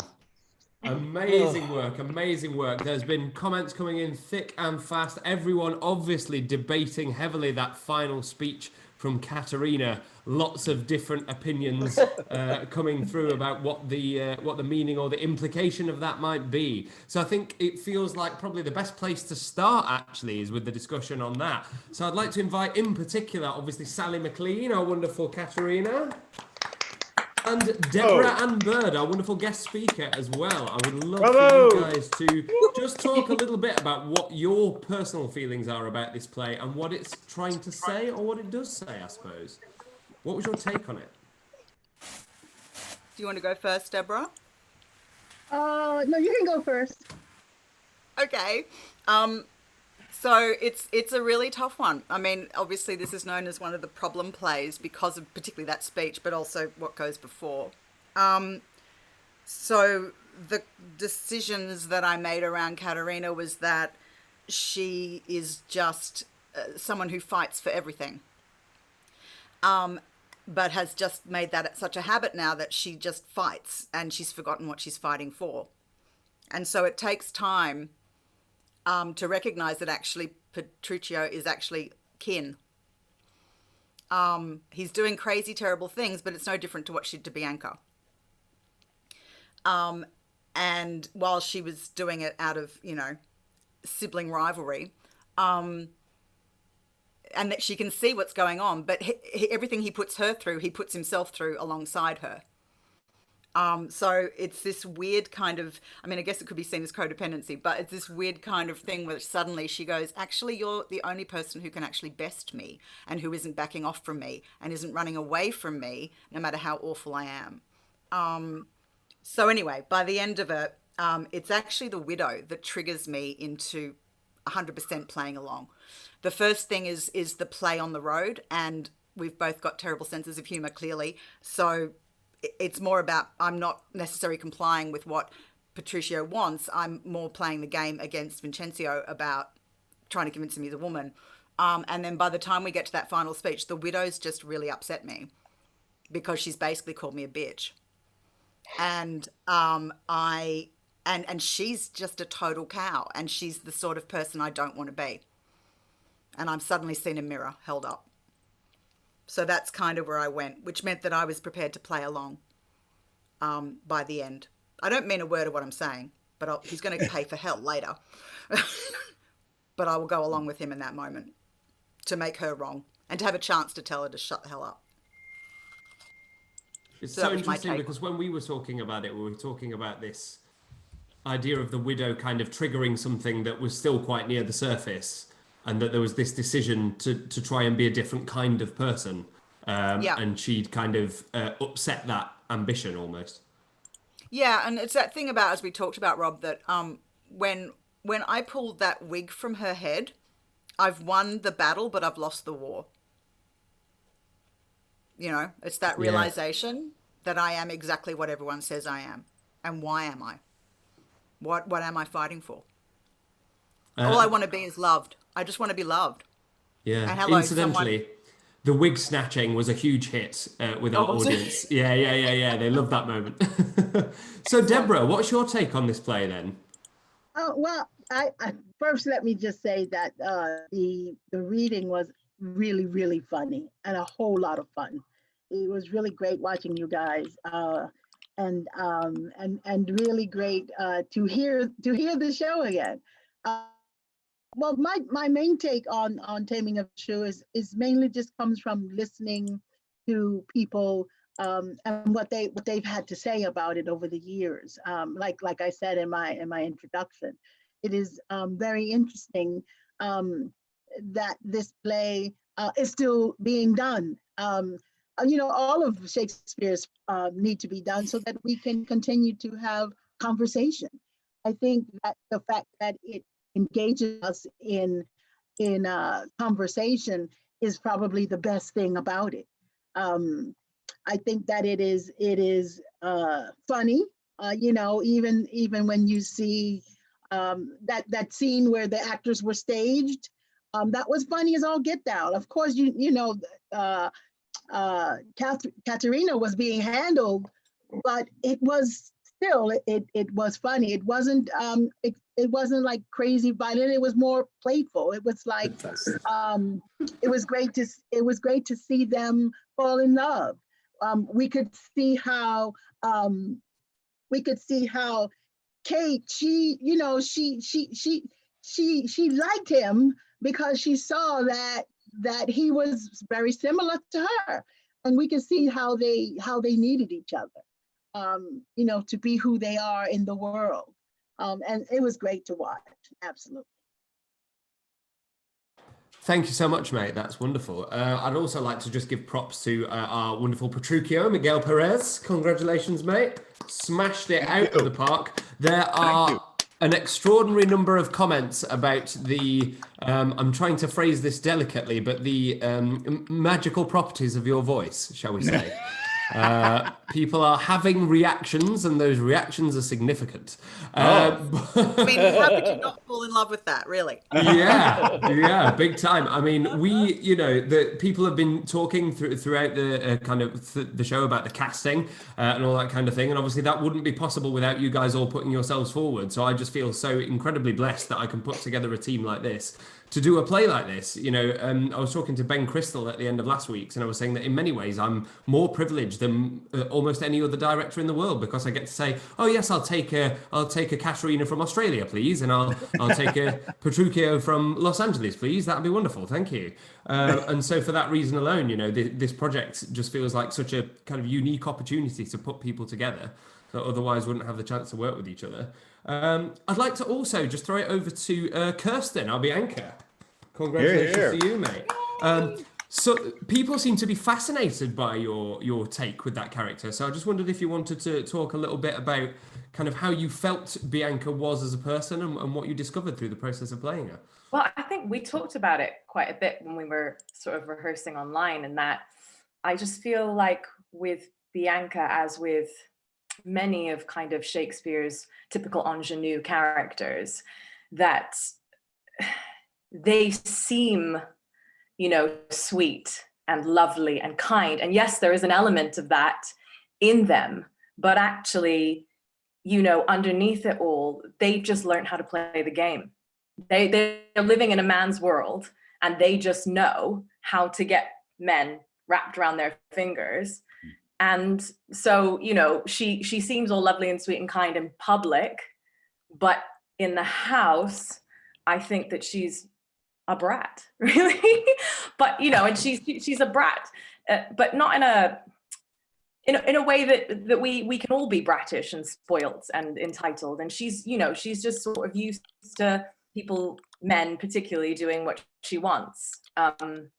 So yeah, I think she just learned how to play the game. And I always prefer playing these sorts of parts with that, as opposed to, you know, just the kind of sweet, demure, you know, wilting English rose, because it's much more interesting to me. And it's also more of a reflection to me of the women in my life.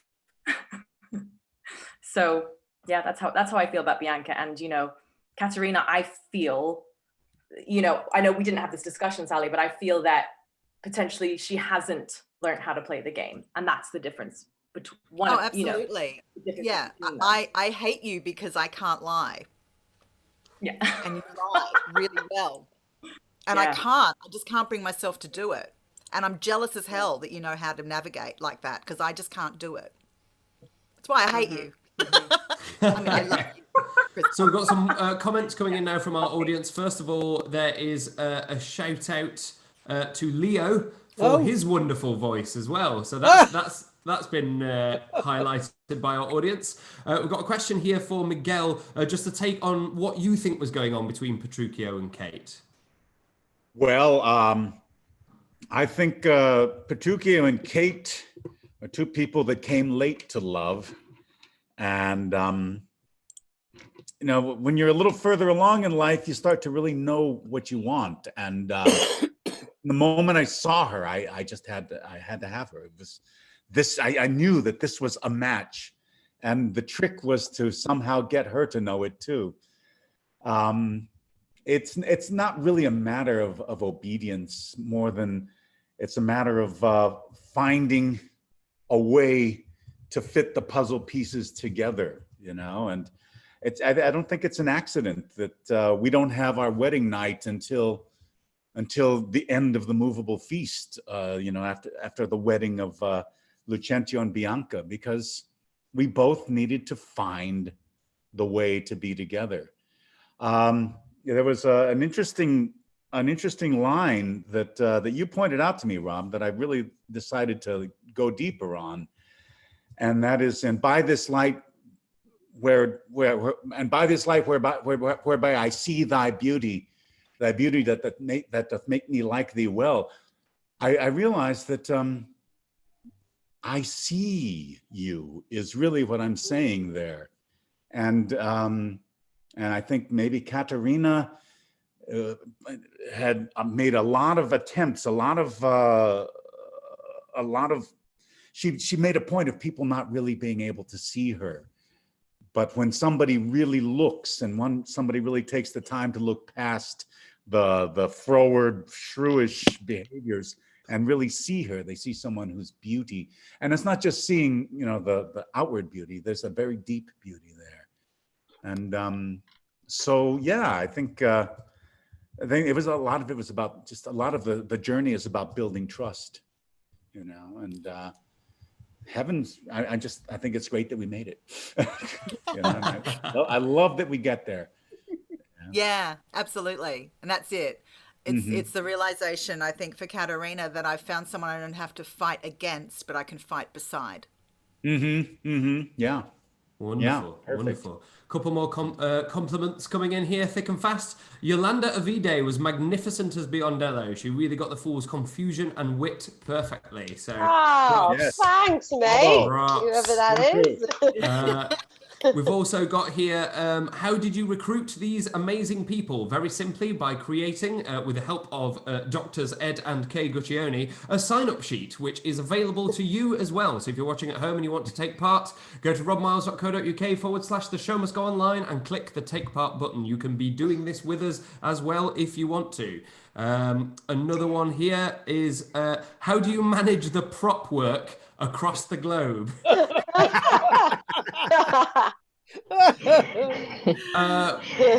Anyone? Pigeons. Just magic. Yes, we have a Stargate for those all those sci-fi fans that were talking earlier. I mean, you might notice that some of the props crossed across screens and weren't quite the same when they arrived. Transmogrifying stringed instrument was probably my favourite thing. Oh, my favourite is the wine bottle that turned into the water bottle. Yes, brilliant. That got a lot of traffic in the comments. People were really loving the reverse Jesus. Absolutely wonderful. Glad. I've got one here on a similar prop note, which was, were the hats an inside joke? The many hats. The hats were a delight.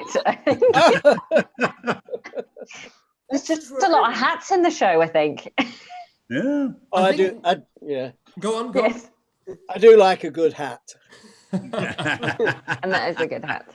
I mean, not to get too kind of theory about it, but I guess this by nature is quite Brechtian. It's quite, you need to be able to just symbolise for the audience really easily that characters have changed or that they're in disguise or whatever it is. And hats are really useful for that. It's a really easy thing to get hold of. And it seems like everyone has them, although I would say, Leo, some more than others. A wardrobe full. So someone's got a question here about what is it like for the actors not actually sharing a space with the person that you're sharing a scene with? Does it affect your performance at all? That's a great question. Yeah. Yeah. It's sorry. No, I was just gonna say it's sort of like just a different challenge, but it's really good because it really makes you like focus on every little movement that your other actor's giving you. It really makes you focus so much more on just what you can see on the little screen, that all of a sudden you just feel yourself giving much more than you would maybe traditionally in just a casual sort of sit down reading of all of us in a room. So I think it kind of brings out more in people, which is really good. In some ways, I'd liken it to the idea of it being a radio play, but where you can hear the other actors, but because you can perform physically as well, just as I'm doing now, and you can see the other actors, you can respond much more physically than you would if you were in, say, a radio studio. So it's almost like a meld between television / theatre and radio, and as that I've found it as a first time through. I found it a great challenge and a real heart thumper at times, because you never knew what was going to happen. I think it's worth pointing out to our audience actually that this is the first time the play has been done in its entirety. There is no dress rehearsal, there is no run through. This was it. The final scene in particular was probably the first time anyone had run it. We never rehearsed it, did we? Yeah. So genuinely, you are seeing these actors who thankfully are incredible at what they do, doing it on the fly, essentially. So it is, really impressive. We've got a question here. How many of you knew each other or have played together before? No one. No one. Not a soul. True confession, I know Sarah. And that's about it. Yeah, we know I each do. other. To be perfectly frank, I know Ailis as well. And Yarrett and Enrique, you know, they hang around a lot. They pester me a lot. We don't know each other. You don't know each other. Yeah. What is that leg? What is that? Oh, my leg. Tell people about the prop leg. Which prop leg? Oh, sorry, you're just doing yoga. I see. Yoga, yeah, exactly. Stims of yoga here, yes. Oh, yeah, okay. Wonderful. Sarah, do you have any questions from our audience? I do, yes. This is quite a nice one. What time is it where the actors are? What is it? It's Is it 30 nearly PM. nearly half 10? 2 UK. Yeah, it's nearly half 10. It's time It's nearly to half double. 9 in the morning. 6 Wow. 3:30 in Arizona. So I've been up since 4 a.m. Sally, did you say it's 9? Wow. Wow. What? Sorry, who's at the middle of the morning? Sarah. Sally, our Sarah? Katharina. Oh, no, it's Sally. Yeah, Yes, 9:30 nearly in the morning. Where are you? I'm in Melbourne. What part? I'm in Melbourne. I'm just actually on the Yarra River, so I'm just in the CBD. Oh, you lucky thing. I've got family in Glen Iris. Oh, I know Glen Iris. Oh, here we go. Here we go. So back to that question. None of us know. We're related. But then, like, that's kind of like the magical thing about it, because we had to kind of organize rehearsals with people's time differences. And there's some people that I generally never met. Like, I never got to meet Lucentio before today. So there's so many like moments that I've just like, we generally just found together, just looking at each other performing a scene before and being like, okay, that's what they're giving. And then just jumping in, like, just full on. It's just like, it's brilliant because you really were pushed to the extremes. We've got a wonderful compliment coming in again. How good was David Sayers in his small role? So props to you, David. Full commitment. Absolutely. That's my mum who did that one. That must be my mum who said that one. Thanks, Don't Mum. worry, I think my mum's on the stream as well. I think we're all in that boat. All the moms, another one. my mom too. Yarrett and Enrique, whose idea was the fight scene? I think, well, we've done this fight scene before in different productions, different styles. And I think, we know each other, you, Rob, and myself, Yarrett. And so we were thinking how to introduce the fighting element in this new medium. So we met last week on Friday morning, and then we had a long session, the Sarah, yourself, Robert, and the two of us just exploring different ideas, how to integrate, maybe playing with head and bodies or together. So we're just playing around, and then of Zoom, we end up doing this kind of stunt double bodies. So then we are stuck together because we're in lockdown in London. So we just started practicing around and getting some ideas and just fake legs, you know what I mean? It's like, Whoa, it wasn't your leg. Whoa. So yeah, it was a combination of things. I think, yeah, it's sorry, you want to say something? We are stuck together because we're in lockdown in London. So we just started. Sorry? That's strange. I can hear you coming from someone else's speaker. That's strange. Who's speaking now? You are, mate. Me? Yeah, that's the replay. That's you through somebody else's speaker.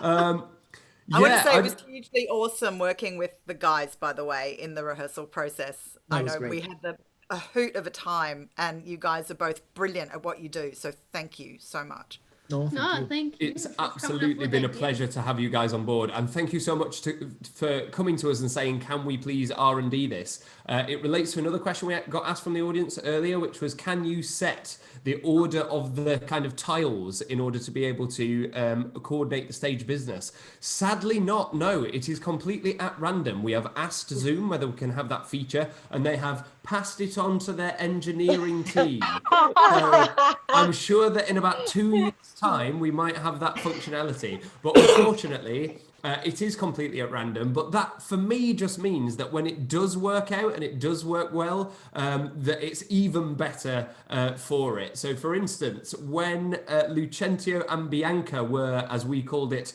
canoodling, the screens were actually aligned. So you guys were pointing at each other. And I think one comment that an audience member left was that half of Lucentio's head is inside of her mouth right now. And people were talking about this as being the new form of intimacy for the self-isolated generation. So. Amazing. I've got a couple more questions to share. So, I had one here. Oh, someone said, how can we learn to fight on stage? Yeah, and Enrique. Well, funnily enough, every country has some sort of stage combat academy, and that's where you kind of start. So if you're in the UK, we are both teachers for the British Academy of Stage and Screen Combat, BASSC. If you're in America, the most known one is the Society of American Fight Directors, SAFD. And if you're in Australia, it's Society of Australian Fight Directors International, SAFDI. If you're in Canada, there's the FDC. So it depends on the country that you're in. But yeah, but it's great fun. So try it on. Do it. Do it. Yes. Thank you. I've got another one here, which is really interesting. So it was a question around intimacy. So is there anything you could bring back to the stage from how we've had to do intimacy in this format?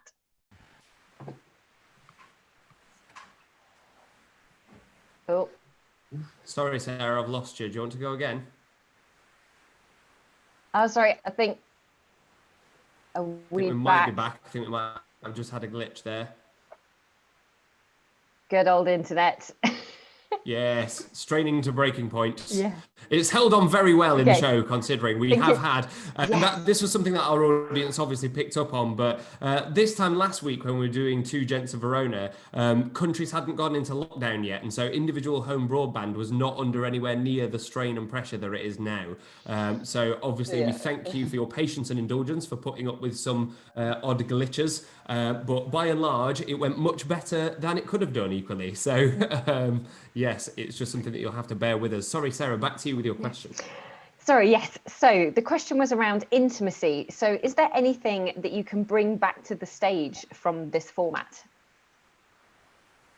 I would say that because this format forces us to rely so much more on language than on gesture, that when I go back on stage, I'm probably gonna be thinking about more just working on the line rather than trying to connect things together with expressions and gestures and movements.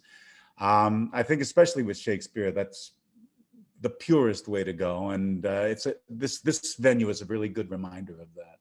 Yeah, there's a purity of gesture, isn't there? You have to be very precise when you're in this box, and that's a useful thing to bear in mind, I think, when you take it back to a larger space.